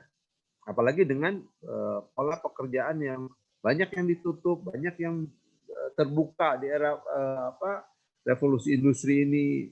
Jadi emang saya harus ada reorientasi ya sekolah-sekolah SMK kita itu. Yaitu apa? Reorientasi apakah selama ini yang kita ajarkan itu adalah kurikulum masa depan atau kurikulum masa lampau, gitu ya. Gitu. Jangan sampai guru kita itu diajar oleh mata pelajaran dulu waktu kuliahnya itu di abad di abad sebelumnya, gitu ya. Itu kan terlalu jauh kalau begitu. Atau mungkin 5 tahun sebelumnya lah, atau 10 tahun sebelumnya. Padahal tantangan ke depan tuh 20, 30, 50 dan selebihnya. Itu satu. Yang kedua, soal kompetensi. Saya ingin menyoroti soal kompetensi. Jadi kompetensi lulusan-lulusan SMK itu, karena ini adalah vokasi, maka yang lebih didahulukan itu skill. Ya, tentu skill plus karakter itu tidak boleh dilepaskan, skill and karakter. Nah, bagaimana soal skill karakter itu? Ya, makanya kolaborasi antara industri, Pemda, sekolah, dan seluruh elemen lainnya yang mendukung itu harus digelorakan. Makanya saya tadi katakan pendirian SMK itu ya jangan dulu kemudian diizinkan kalau belum misalnya menggandeng kolaborasi ya dengan pihak-pihak industri atau dunia-dunia usaha lain yang bisa mendukung terhadap pengembangan kurikulum dan praktek di SMK-nya. Ya, jadi reorientasi. Yang kedua, komitmen menurut saya. Ya. Komitmen siapa? Komitmen semua pihak. Dari kementeriannya, dari Pemdanya, dari sekolahnya, ya, bahwa yang kita didik itu adalah ya untuk apa? Untuk ya menyiapkan sumber daya manusia di masa depan, menyangkut skillnya, kompetensinya, karakternya, ya, ilmu pengetahuannya dan teknologi. Gitu. Dan tidak asing lagi begitu dia misalnya nanti dengan kurikulum yang dipersiapkan dengan baik dan ada link and match dengan industri itu, maka saya pikir itu harus diikat dengan MOU. Saya kira kalau lulusan kita baik, ya tanpa dipromosikan pun industri itu akan minta ke kita. Saya yakin. Tapi sebaliknya, dipromosikan bagaimanapun kalau lulusannya ya misalnya kurang mumpuni, ya sulit. Nah, oleh karena itu komitmen, kepercayaan, kolaborasi ini kata kunci ya yang harus disinergikan antara sekolah, Pemda, dan dunia industri. Ya gitu. Sementara Pak siapa tadi, Pak Wahyudi ya, Pak Wahyudi Rahmat melihat dari aspek itunya. Selebihnya tentu ya pemerintah pusat bagaimana menstandarkan itu ya, secara konsisten 8 standar untuk SMK itu benar-benar bisa terwujud dengan baik. Jadi tidak ada disparitas lagi. Ini SMK unggulan, ini nomor 2 itu nggak ada, tapi relatif sama ya. Jadi yang terpenting lagi jangan membuat program studi atau penjurusan SMK itu yang tidak dibutuhkan oleh lapangan pekerjaan. Gitu. Kalau kita ingin ya mendidik para siswa atau mahasiswa yang terampil dan dibutuhkan oleh dunia usaha, dunia industri, bukan hanya hari ini tapi di masa depan. Itu saja Pak Moderator. Ya, terima kasih Pak Wahyudi. Dan saya nanti mohon izin mungkin ya Pak Moderator, saya nggak lama lagi akan leave untuk ada kegiatan lain. Terima kasih Prof. Cecep. Alhamdulillah demikian sibuknya masih memberikan kesempatan kepada kami. Komitmen untuk jadi narasumber itu sudah rasa syukur yang luar biasa. Silahkan Prof untuk giat selanjutnya. Terima kasih. Ya. Salam sehat buat semuanya. Assalamualaikum, selamat pagi, sehat selalu. Waalaikumsalam warahmatullahi wabarakatuh. Silahkan. Terima kasih, Prof. Terima kasih Prof. Cecep. Ya, sama-sama Pak Edi. Ya. Bapak Ibu, terima kasih semuanya. Saya izin lift ya.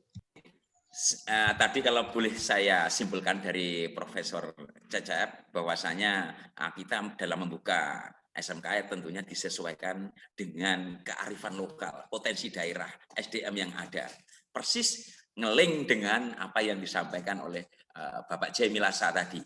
Ini persis. Kemudian mumpung di dalam NTT itu saya lihat sudah sinergisitasnya sudah cukup tinggi, dari pihak industri sudah menopang, dari birokrasi sudah menopang, dari gubernurnya, dari kepala dinasnya. Ini jangan disia-siakan. Sekali lagi jangan disia-siakan. Untuk selanjutnya kita buka untuk sesi diskusi yang sangat menarik. Ini tentunya kita bisa mengkulik demikian dalamnya dari Bapak Jemi. Ini tentu beliaunya sangat potensial untuk mengembangkan daerah NTT yang tentunya tidak Wamenso, tidak Pak Jemi saja, tetapi semuanya adalah kolaboratif di SMK yang ada di Nusa Tenggara Timur. Kesempatan yang pertama saya kembalikan lagi, saya beri kesempatan kepada Bapak Abna Mislah. Ini peduli sekali, tentunya yang padat, jelas, dan bisa mengembangkan SMK yang ada di NTT. Silakan Pak. Baik, terima kasih Pak Sukirman. Salam sehat. Salam sehat juga. Terima kasih Pak Jemilasa, luar biasa. Inilah yang kita butuh. Artinya SMK butuh. Ketika ini kita bukan bicara aturan, kita bicara action. Ketika kita bicara action, maka Dudi membutuhkan soft skill. Ketika Dudi membutuhkan skill untuk anak, tetapi Dudi juga membutuhkan ada ikatan kerjasama yang baik. Dan ini kalau tidak salah disampaikan oleh Pak Jemilasa, saya mengingat kembali awal tahun 2000. Saya kebetulan guru awal tahun 2000, waktu itu masih guru, masih bagus semangat-semangatnya. Ketika itu bagaimana untuk membangun kerjasama link and match antara sekolah dengan Dudi, dulu itu ada kerjasama dengan Kadin atau HIPMI itu ada, yang nanti kita sebut sebagai asosiasi profesi. Sebagai asosiasi profesi. Tetapi dalam perkembangan, di tahun 2000 sekian, saya lupa ingat, itu sudah tidak ada lagi. Sehingga apa yang disentuh oleh Pak Jemi ini, mungkin menjadi latihan, baik itu pemerintah khususnya maupun juga IKMI. Untuk bagaimana, kalau bisa kita kembalikan. Artinya bahwa ada kerjasama antara sekolah dengan Dudi, dalam hal ini Kadin atau HIPMI, yang Kadin atau HIPMI ini sebagai asosiasi profesi. Yang masih saya lakukan, saya SMK Kokar, yang saya lakukan, ketika anak-anak tadi Pak Jemil sudah jelaskan, saya tidak perlu ini ke anak-anak praktek, perkenalan segala macam, sampai kepada UKK, sertifikasi UKK mereka bukan sekolah yang tanda tangan, tetapi saya kasih kepada asosiasi profesi yang tanda tangan. Artinya dalam maksudnya apa? Supaya mereka juga bukan dihargai, tetapi ada tahu bahwa ada di sini. Tinggal bagaimana pemerintah membuka diri untuk Kadin dan HIPMI ini sebagai mitra kerja untuk bagaimana bisa menyerap akan Nusantara. Ketika menyerap, maka kembali kepada tadi Pak Jemika. Mereka punya karakter dan segala macam. Ketika bicara karakter, maka kita bicara soft skill. Maka usul saya kepada pemerintah, misalnya minta maaf, kalau bisa, didesain satu kurikulum atau apa soft skill yang menjadi muatan lokal daripada SMA. Memang betul, dalam pendidikan dan segala macam kita lihat, tapi mungkin dia lebih fokus lagi. Sehingga ketika kita mendesain kurikulum soft skill khusus untuk SMK, itu dia sudah program kalian.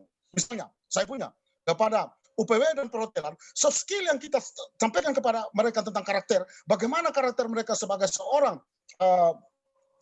yang menawarkan jasa pariwisata, maupun juga bagaimana seseorang yang menawarkan jasa sebagai sikap di hotel ketika melayani tamu.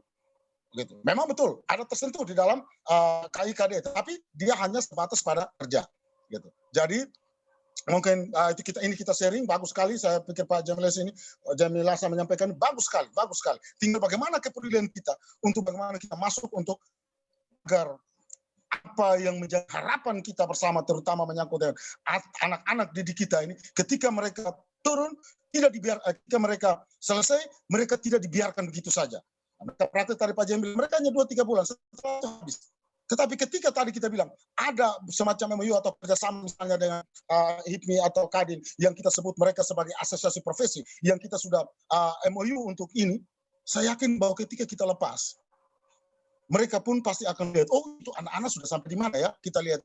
Tetapi tadi itu diimbangi kembali dengan karakter mereka, yaitu soft skill mereka. Terima kasih Pak Jemi, luar biasa materinya. Saya pikir Pak Jemi sebagai ini tentu punya wawasan yang lebih luas lagi untuk bagaimana membuka keran-keran itu atau membangun komunikasi ini, agar kami yang ada di daerah 3T ini, saya yang di daerah pelosok di Alor yang cukup jauh dari akses ini, juga mungkin bisa anak-anak seperti tadi saya bilang. Kali ini anak-anak saya Pak Jemi, saya bawa ujian mereka di hotel. Semua saya serahkan kepada hotel untuk sehingga mereka yang menilai, saya tidak punya intervensi. Dalam hal ini karena kemarin saya bicara dengan mereka, saya bilang untuk soft skill mereka saya pasti kalah. Tetapi mereka adalah anak-anak pemula. Anak-anak pemula.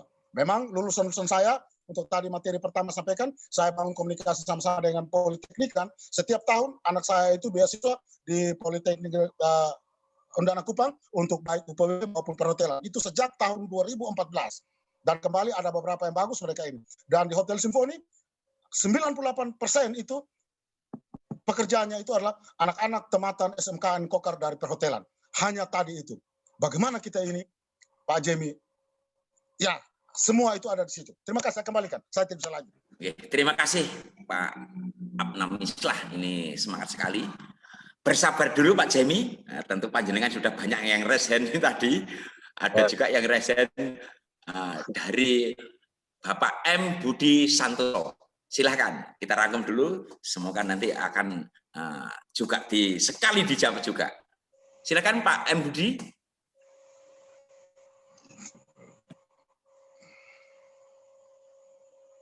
Halo Pak Budi. Tadi sempat resen. Halo, suaranya terdengar? Terdengar, silakan Bapak, silakan. Ya, menarik sekali acara pada pagi hari ini. Saya sebagai guru SMK di Kabupaten Wonosobo, Jawa Tengah, apresiasi sekali kepada pengurus organisasi IFBIM ini ya khususnya di Kupang ini. Jadi yang pertama menurut saya itu memang sekarang harus ada pendataan yang benar-benar presisi antara lulusan SMK dengan SMK yang ada, dan juga itu harus ada semacam tadi Pak itu bilang kearifan lokal. Maksud saya adalah contoh di daerah tertentu yang di situ potensinya ada pertanian, tetapi kadang kita tidak menjumpai SMK itu yang jurusan pertanian. Nah ini saya kira tugas kita bersama sebagai pelaku pelaksana di SMK juga paling tidak di daerah-daerah tertentu harus disesuaikan antara jurusan dengan kearifan lokal maupun keadaan potensi daerah ya. Ya, potensi daerah itu yang pertama, Pak Sukirman. Terus yang kedua, saya sebagai guru terus terang memang harus kita upgrade diri. Ya, salah satunya dengan seperti ini. Yang kedua tentu kita apresiasi juga kepada Kemendikbud sekarang sudah ada pelatihan-pelatihan secara daring. Tetapi saya kira yang paling urgent juga harus ada semacam dalam bahasa manajemen itu paksaan. Harus dipaksa ini gurunya. Agar apa? Skillnya juga bisa paling tidak 1 grade lebih tinggi dari anak-anak kita gitu ya. Terus yang ketiga, selama saya mengajar di SMK ini, yang paling sering menjadi kendala di IDUKA, Dudi itu kan soft skill anak-anak.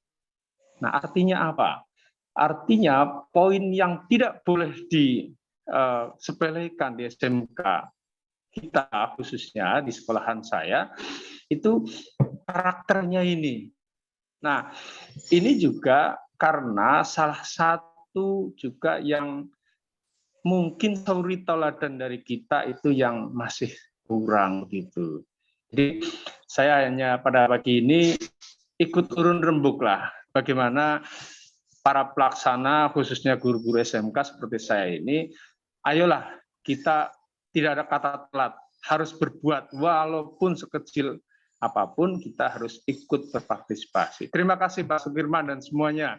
Assalamualaikum warahmatullahi wabarakatuh. Waalaikumsalam warahmatullahi wabarakatuh. Terima kasih Pak Budi Santoso. Cukup 2 saja, nanti dia ditanggapi oleh Bapak Jemi. Itu perlu sekali tadi. Kita jangan sering ngomong tapi nggak memberikan suri tauladan.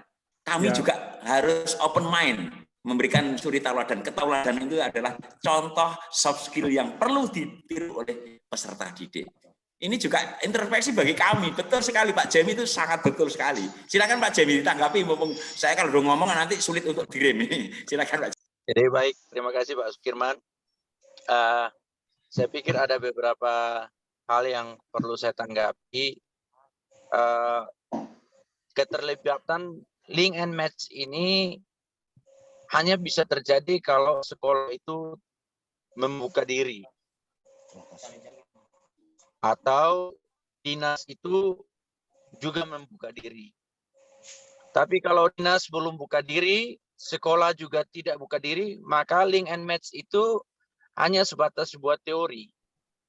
Atau sebuah program kecil yang kita pikir, oh ya sudah dilakukan. Tetapi sebenarnya dari sisi tujuannya tidak tercapai sama sekali. Nah, itu yang pertama. Sekolah memberdiri, tapi sekolah juga harus berinisiatif. Saya senang dengan Pak yang dari Alor, Pak siapa ya? Saya lupa, maaf. Pak Anies. Pak Kanis ya? Pak Anies, nama panggilannya Pak Anies Obisuro. Pak Anies, ya salah Pak Anies, kapan-kapan saya ke Alor. Siap. Ya. Kalau ada ketemu dengan Pak Denny Lalitan, saya Pak Denny itu. Oh, siap, betul. Nah, itu bisa jadi mentor tuh, Pak Denny Lalitan itu. Pak, kalau ada Pak Denny, pasti Pak Denny kenal sekali saya. Siap, Pak Anies. Beliau juga bangun komunikasi saya untuk bisa kerjasama dengan Malatour, yang besok hari Rabu ini kami akan bicara dengan itu keren itu keren. Apalagi kalau murid-muridnya Pak Anies bisa juga jadi master diving, master snorkeling di Alor. Saya pikir itu sangat-sangat luar biasa. Nah, karena saya daerah pantai, Pak. Saya punya sekolah di pinggiran pantai. Saya punya perahu juga ada sekolah. Itu keren. Itu keren. Kuncinya pertama tadi, sekolah harus buka diri. Sekolah harus buka diri, dinas pun harus buka diri. Jadi dinas dari tingkat provinsi pun, mungkin Pak Kadis, kalau sempat Pak Kadis ada, saya mungkin dalam waktu dekat bisa berjumpa dengan Pak Kadis. Kami dari Kadin HIP NTT, dari Kadin juga saya akan coba kontak untuk mungkin ketua hariannya dengan bersama-sama dengan saya bisa ketemu dengan Pak Linus. Supaya setelah ini, waktu begitu turun ke kabupaten-kabupaten, itu kita serentak. Ada MOU yang kita tanda tangani, Kadin atau HIPMI itu menjadi mungkin Bapak asuh bagi SMA SMK di NTT. Setuju. Hanya dengan cara begitu, sehingga kita bisa menggerakkan pengusaha-pengusaha di NTT, anggota-anggota Kadin atau HIPMI, untuk berkolaborasi dengan SMK di seluruh kabupaten. Nah, itu kalau dikerjakan, itu satu hal poin penting sudah dikerjakan. Yang kedua, SMK ini juga jangan pasif. SMK ini harus lebih aktif. Pengusaha itu dia cukup sibuk, tapi pengusaha yang baik itu ketika SMK itu meminta, dia tidak mungkin menutup diri. Dia pasti mau terbuka untuk sharing, saling membantu. Nah, saya pikir itu beberapa poin. Yang kedua, SMK ini kalau mendidik siswanya dengan fokus, nah ini kita terjebak juga di dalam sebuah kurikulum. Tadi saya setuju dengan Profesor Cecep mengatakan misalnya peluang ada disrupsi di dalam dunia pendidikan, di dalam dunia kerja. Ya. Misalnya kita berbicara tentang marketing digital. Marketing digital itu sebuah peluang baru yang saat ini lagi hidup-hidupnya. Tetapi saya yakin itu sangat sulit dikerjakan. Kenapa? Karena kurikulum kita tidak mengarah ke situ. Iya. Nah, kreativitas dalam dunia pendidikan, inovasi itu yang menjawab. Guru, kepala sekolah itu berdiskusi untuk satu level lebih tinggi daripada siswa. Ya. Nah, yang kedua, yang tadi saya berpikir di dalam fokus itu begini. Kalau kita berpikir misalnya di dalam dunia SMK jurusan Tata Boga misalnya. Tata Boga itu kita ada kurikulum selama 3 tahun.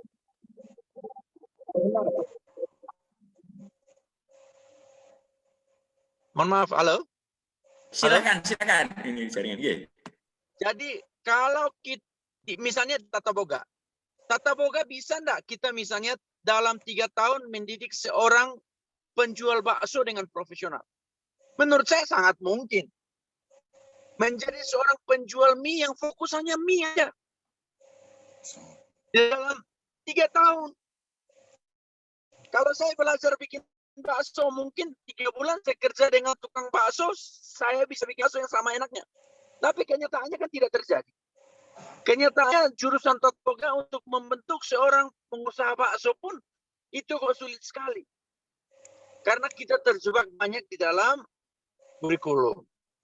Nah, ini beberapa masalah yang saya pikir kita bisa kerjakan dengan sungguh-sungguh, kita cari solusinya. Yang kedua tentang soft skill. Soft skill, etos kerja, dan macam-macam. Saya pikir ini juga bisa jadi apa yang tadi saya bilang itu link and match. Kalau bisa bukan hanya diajarkan oleh guru. Kalau ini juga dikerjakan oleh kakak-kakak yang sudah masuk lebih duluan di dalam alumninya, betul. Atau betul. Kalau masalah etos kerja, dia tidak harus juga seorang pengusaha yang sharing, tapi bisa juga seorang profesional yang sharing. Bisa juga alumni-alumni itu diberdayakan. Jadi alumni-alumni yang sudah bekerja itu dipanggil pulang untuk 1 minggu 1 kali ganti sharing, berbagi pengalaman. Nah, saya pikir ini masih belum dikerjakan dengan baik oleh SMK. SMK pasti berpikir soal ini nanti dana dari mana, ini pasti siapa yang bayar. Tapi kalau kerjasama dengan Kadin dan HIPMI, jangan berpikir soal itu. Pengusaha yang baik, pengusaha yang sudah punya penghasilan, pasti dia mau untuk berbagi. Nah, itu wadahnya apa? Wadahnya adalah HIPMI dan Kadin. Nah, saya pikir seperti itu. Jadi kami membuka diri untuk kita bisa bekerja sama. Mungkin sementara hanya itu, Pak Sukirman, kita bisa diskusi lebih lanjut. Terima kasih. Pak Jemi. Ini mumpung peduli, nanti kalau nggak segera diambil tak seret ke Jawa Timur loh ya nanti. Alhamdulillah. Ya. Tadi tawaran yang bagus itu apa? Hampir tidak semuanya persis yang disampaikan Pak Jemi. Silakan PKL atau prakerin atau magang itu 1 tahun. Tentunya ini nilai tawar. Kita bisa, jangan harap nanti kita juga mengawasi. Dia akan lebih cenderung, oh ini potensi untuk kami rekrut. Potensi untuk promosi. Betul sekali itu potensi berpromosi. Dan juga kalau tadi tentang kewirausahaan, bagaimana marketing digital, bagaimana caranya untuk akuntabilitas di dalam keuangan. Nah, tadi ada mata pelajaran yang namanya PKK. Ini yang paling seksi pelajaran ini. Produk kreatif dan kewirausahaan. Itu menanamkan jiwa-jiwa entrepreneurship. Tentunya kita coba. Yang ringan-ringan saja, tetapi kami mempublish seperti yang Pak Anies. Saya lebih enak nyebutnya Pak Anies tadi. Pak Anies itu potensi yang belum ada di Jawa Timur mungkin. Potensi wisatanya, potensi bagaimana diving dan sebagainya. Baru tahu saya tadi. Ini alhamdulillah. Terima kasih Pak Jemi, ini memberikan pencerahan kita semuanya. Terima kasih Pak Anies. Mungkin ada lagi yang menambahkan atau mungkin juga pertanyaan. Silakan. Ini mumpung. Halo. Ya, silakan saya Pak Resen, Yudi. atau mungkin. Ya ini. Oke, silakan Pak Yudi. Ya, terima kasih banyak, luar biasa sekali ini Pak Jemi. Kebetulan saya melihat dari tadi luar biasa sekali Pak. Kami sebenarnya dari SMK selama ini sudah mencari-cari yang seperti ini Pak. Tapi mohon maaf saja, mungkin belum ketemu di mana itu. Jadi sedikit mungkin Bapak dari Pak Jemilase bisa memberikan informasi kebetulan di kanal kita ini, di mana sih kita bisa menghubungi atau kita bisa berkunjung untuk silaturahmi kepada Kadin dan HIPMI ini Pak. Jadi mungkin bisa memberitahu di kanal mana kita bisa saling bersilaturahmi. Ya, terima kasih Pak. Silakan Pak Jemil. Baik. Langsung tanggapi aja kalau ini terima kasih. Saya langsung tanggapi ya. Saya Halo.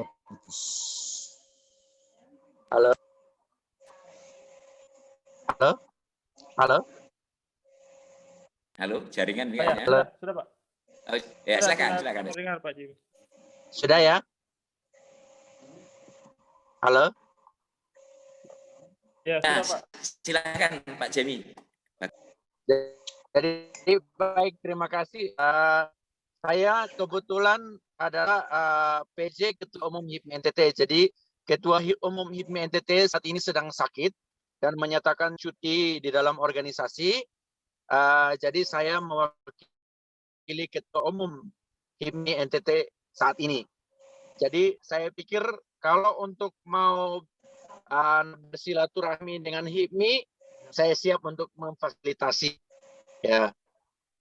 Yang kedua, kalau untuk dengan Kadin, Ketua Kadin Provinsi NTT adalah Pak Insinyur Abraham Paulianto.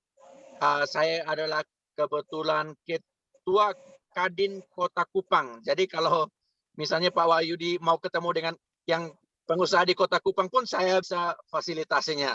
Saya bisa fasilitasi. Tinggal kontak mungkin dengan beberapa kepala sekolah atau mungkin dengan ini seperti apa kita bisa berjumpa. Kita bisa kopi darat. Mungkin kalau misalnya pandemi ini sudah berkurang, bisa kita kopi darat, bisa ngopi bersama dan kita bisa berdiskusi bersama-sama. Saya pikir kita sangat terbuka karena dari awal HIPMI dan Kadin ini sangat terbuka untuk membantu, ingin menuntaskan pengangguran yang ada di NTT, ingin juga mensejahterakan NTT dan juga ingin mendidik, menumbuhkan jiwa entrepreneur untuk seluruh masyarakat NTT. Nah, kalau SMK ini ada, apalagi bisa difasilitasi untuk kita bisa berkolaborasi dengan baik. Saya pikir itu jauh lebih terstruktur sistematis. Ya, tapi saya siap.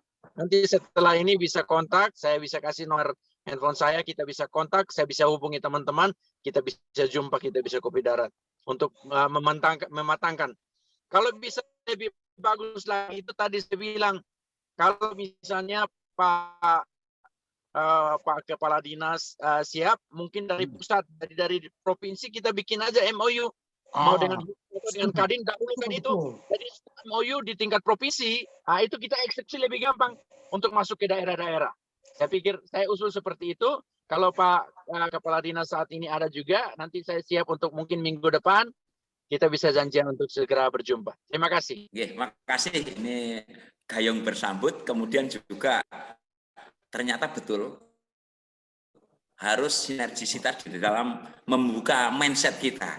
Ini lebih penting. Kemudian juga kalau merubah watak itu lebih sulit, ya kita harus tetap mulai. Kalau watak itu bisa diobati, watak ini yang perlu kita kikis terus supaya open mind tadi. Ini mohon izin Pak Jemi, ini ada recordingnya, nanti juga akan tersampaikan ke beliaunya. Kebetulan beliaunya juga sangat berkegiatan padat sekali. Ini tentunya kami justru tentunya atmosfernya berbeda bila mana kita nanti wedangan lah atau ngopi bareng.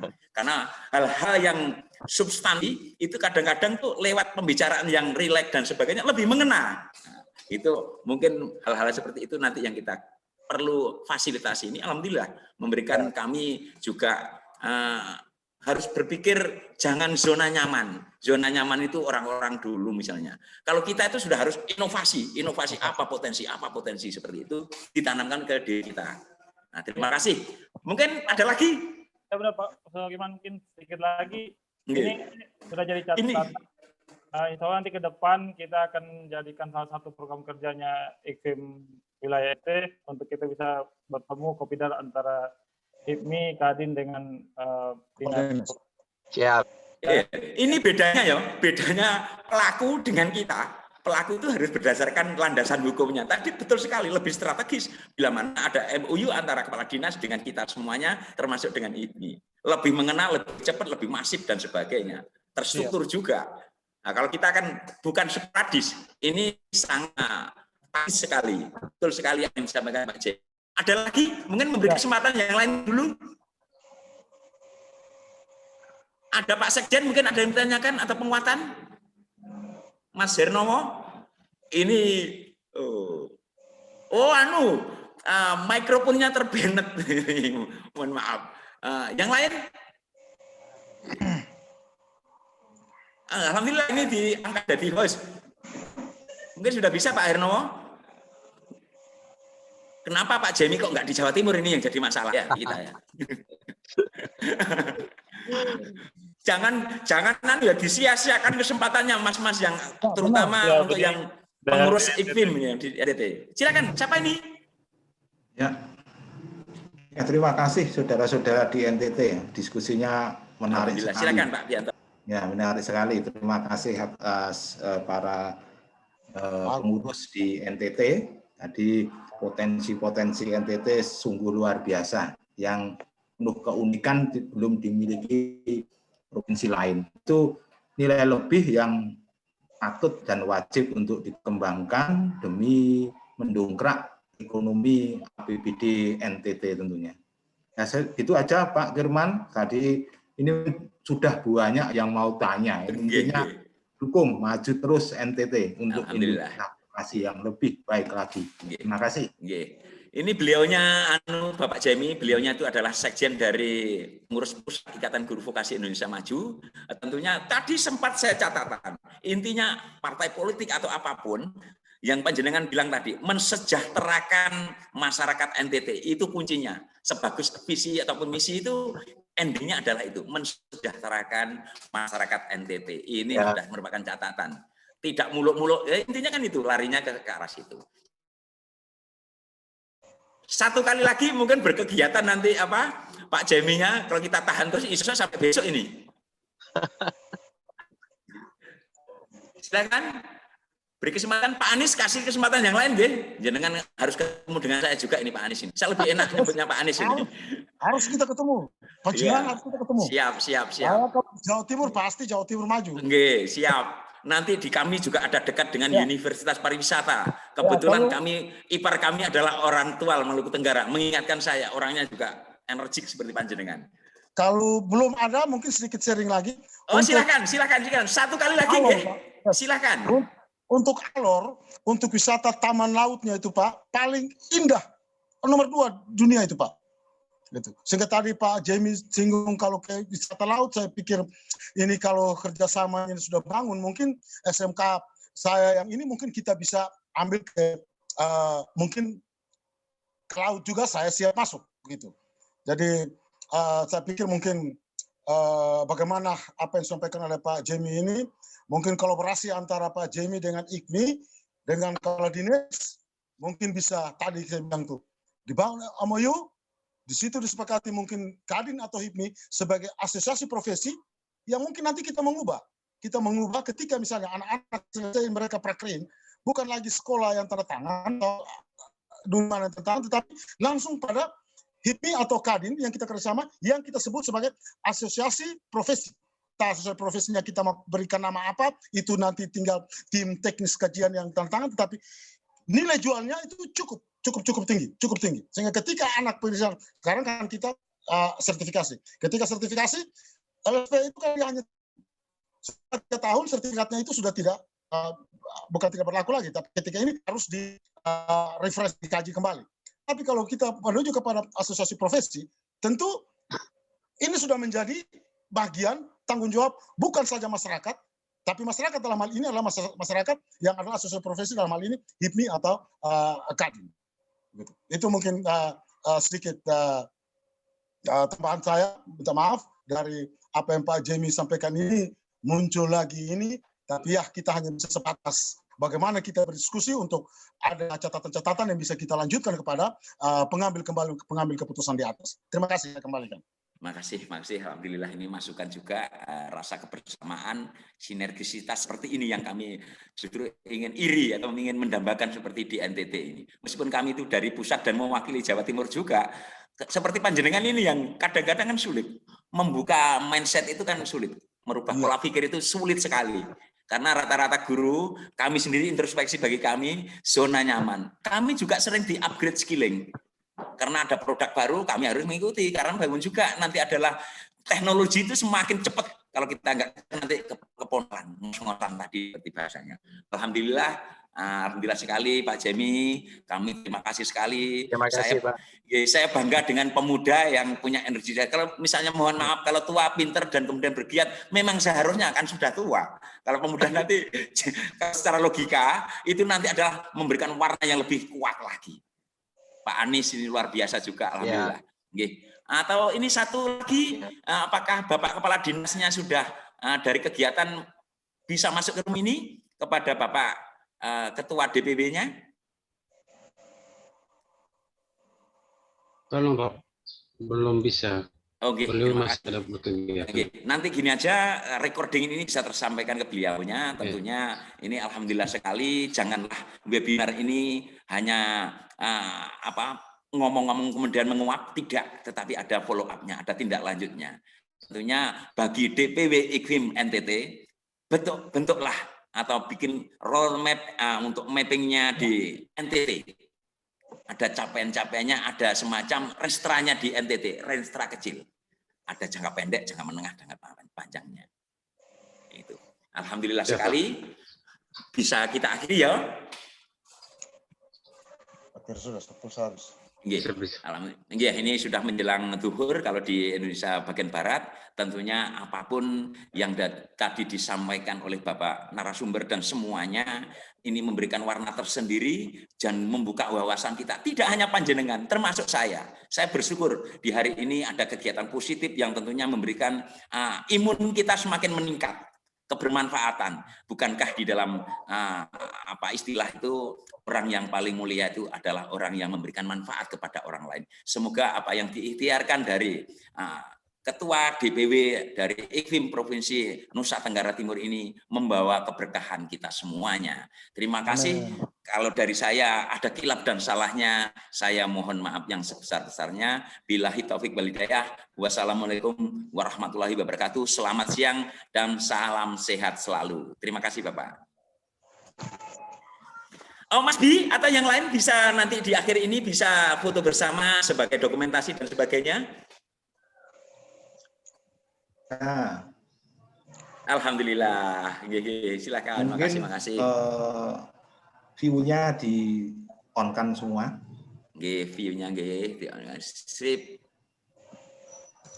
Manis. Silakan. Untuk kameranya bisa dibuka Bapak Ibu, mohon izin. Alhamdulillah nih giat yang padat, singkat dan padat ini baru ini. Sambil mohon maaf ini enggak ya, dihitung Mas Bi ya, Pak Bianto dihitung. Sampai 3 aja jangan 100. 3, 2, 1. Ini dadakan saya tadi moderatori, mohon maaf bila mana saya enggak optimal atau sebagainya. Mas Edi Ketum, ini tadi saya ngebut 3/4 jam dari sekolah, ini saya juga harus segera handle ini. Terima kasih Pak Falo ataupun Ketua DPW IKWIM NTT. Panjenengan luar biasa, alhamdulillah. Kami butuh pemuda-pemuda seperti panjenengan.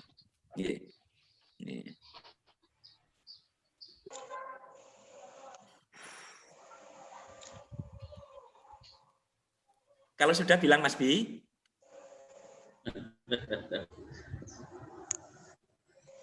Ketawa atau bernafas lebu ya nanti. Pancingannya Mas. Pak Umbu, gimana kabarnya Pak Umbu? Siap Pak Iman, ini rodo serak ini suaranya. Siap. Kalau ke VDC insya Allah nanti tak parani. Siap. Kalau upskilling atau reskilling dan sebagainya nanti kami siap. Apalagi Ketua DPW ini kan lulusan ITN Malang itu dekat dengan rumah saya. Siap.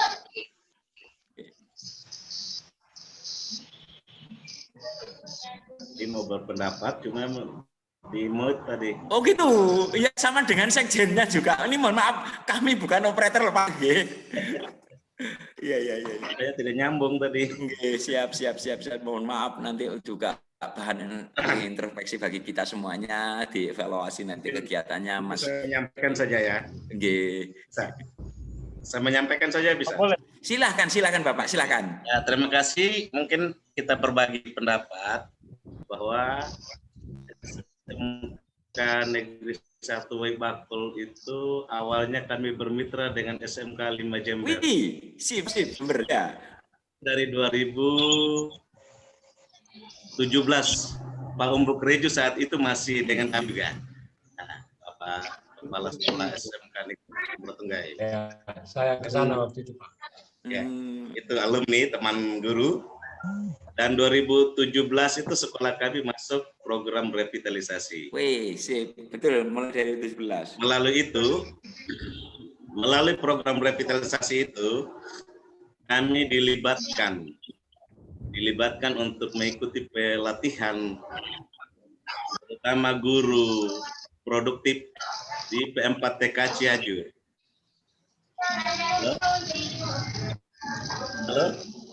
Halo, silakan Bapak. Kami 75% itu guru produktif dilibatkan untuk pelatihan di P4TK Cianjur.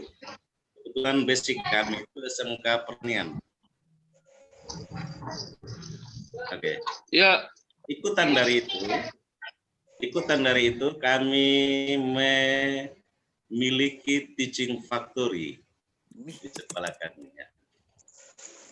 Kebetulan saya agribisnis ternak unggas dan di dalamnya itu ada beberapa produk kewirausahaan termasuk dari mata pelajaran PKK itu dilatih bagaimana kita melatih siswa untuk mereka terampil dan menguasai usaha kewirausahaan begitu. Dan produk itu salah satunya yang pertama itu bakso. Bakso, mie ayam, nugget, sosis, ada juga ayam geprek, dan masih ada beberapa produk lainnya. Mudah-mudahan ke depannya itu kami akan mau menambah begitu. Dan ini informasi lagi yang kedua, kami juga ada kerjasama dengan SMK PP Lili yang di Kupang, itu yang dalam kapasitasnya sebagai sekolah Kementerian Agama. Kementerian Pertanian, minta maaf, Kementan. Sekolah Kementan dan sekolah Kemendiknas dalam hal ini kami itu ada dalam program kerjasama LSM Indo itu dengan Pol Bantang Bogor, IPT Bogor, IPTP NTT, Pertanian NTT Pertanian Undana bersama Universitas Amsterdam Belanda. Jadi kami sudah bekerja sama itu dalam bidang kewirausahaan. Bagaimana kita menghasilkan produk lokal NTT yang bisa kita mempunyai nilai jual. Kalau bukan masa pandemi, mungkin kami guru PKK, baik SMK Negeri 1 Bakul dan SMK PP Lili itu mungkin kami sementara pelatihan di Belanda. Tetapi karena pandemi, kami dibatasi dulu. Nanti suatu saat akan akan berjalan ke sana. Mungkin itu sebagai informasi saya kembalikan. Oke, terima kasih Pak Vitalis Umbu. Ini alhamdulillah ini pencerahan, bisa juga SMK-SMK yang lain bagaimana kiat dari Pak Vitalis Umbu ini kita bisa mencontohnya. Kita ATM, amati, tiru, dan modif. Nah, seperti itu. Terima kasih. Silakan saya mohon izin dulu ya, live karena ada kedinasan yang lain. Terima kasih ini tanpa mengurangi rasa hormat kami kepada semuanya ini. Alhamdulillah selamat. Kemudian atas dilantiknya pengurus Ikatan Guru Vokasi Indonesia Maju, DPW Provinsi NTT. Terima kasih. Saya langsung live G. Assalamualaikum warahmatullahi wabarakatuh. Selamat siang. Terima kasih, terima kasih. Terima kasih Pak Firman. Mohon izin, Mohon izin, Mas. Ketua NTT. Terima kasih.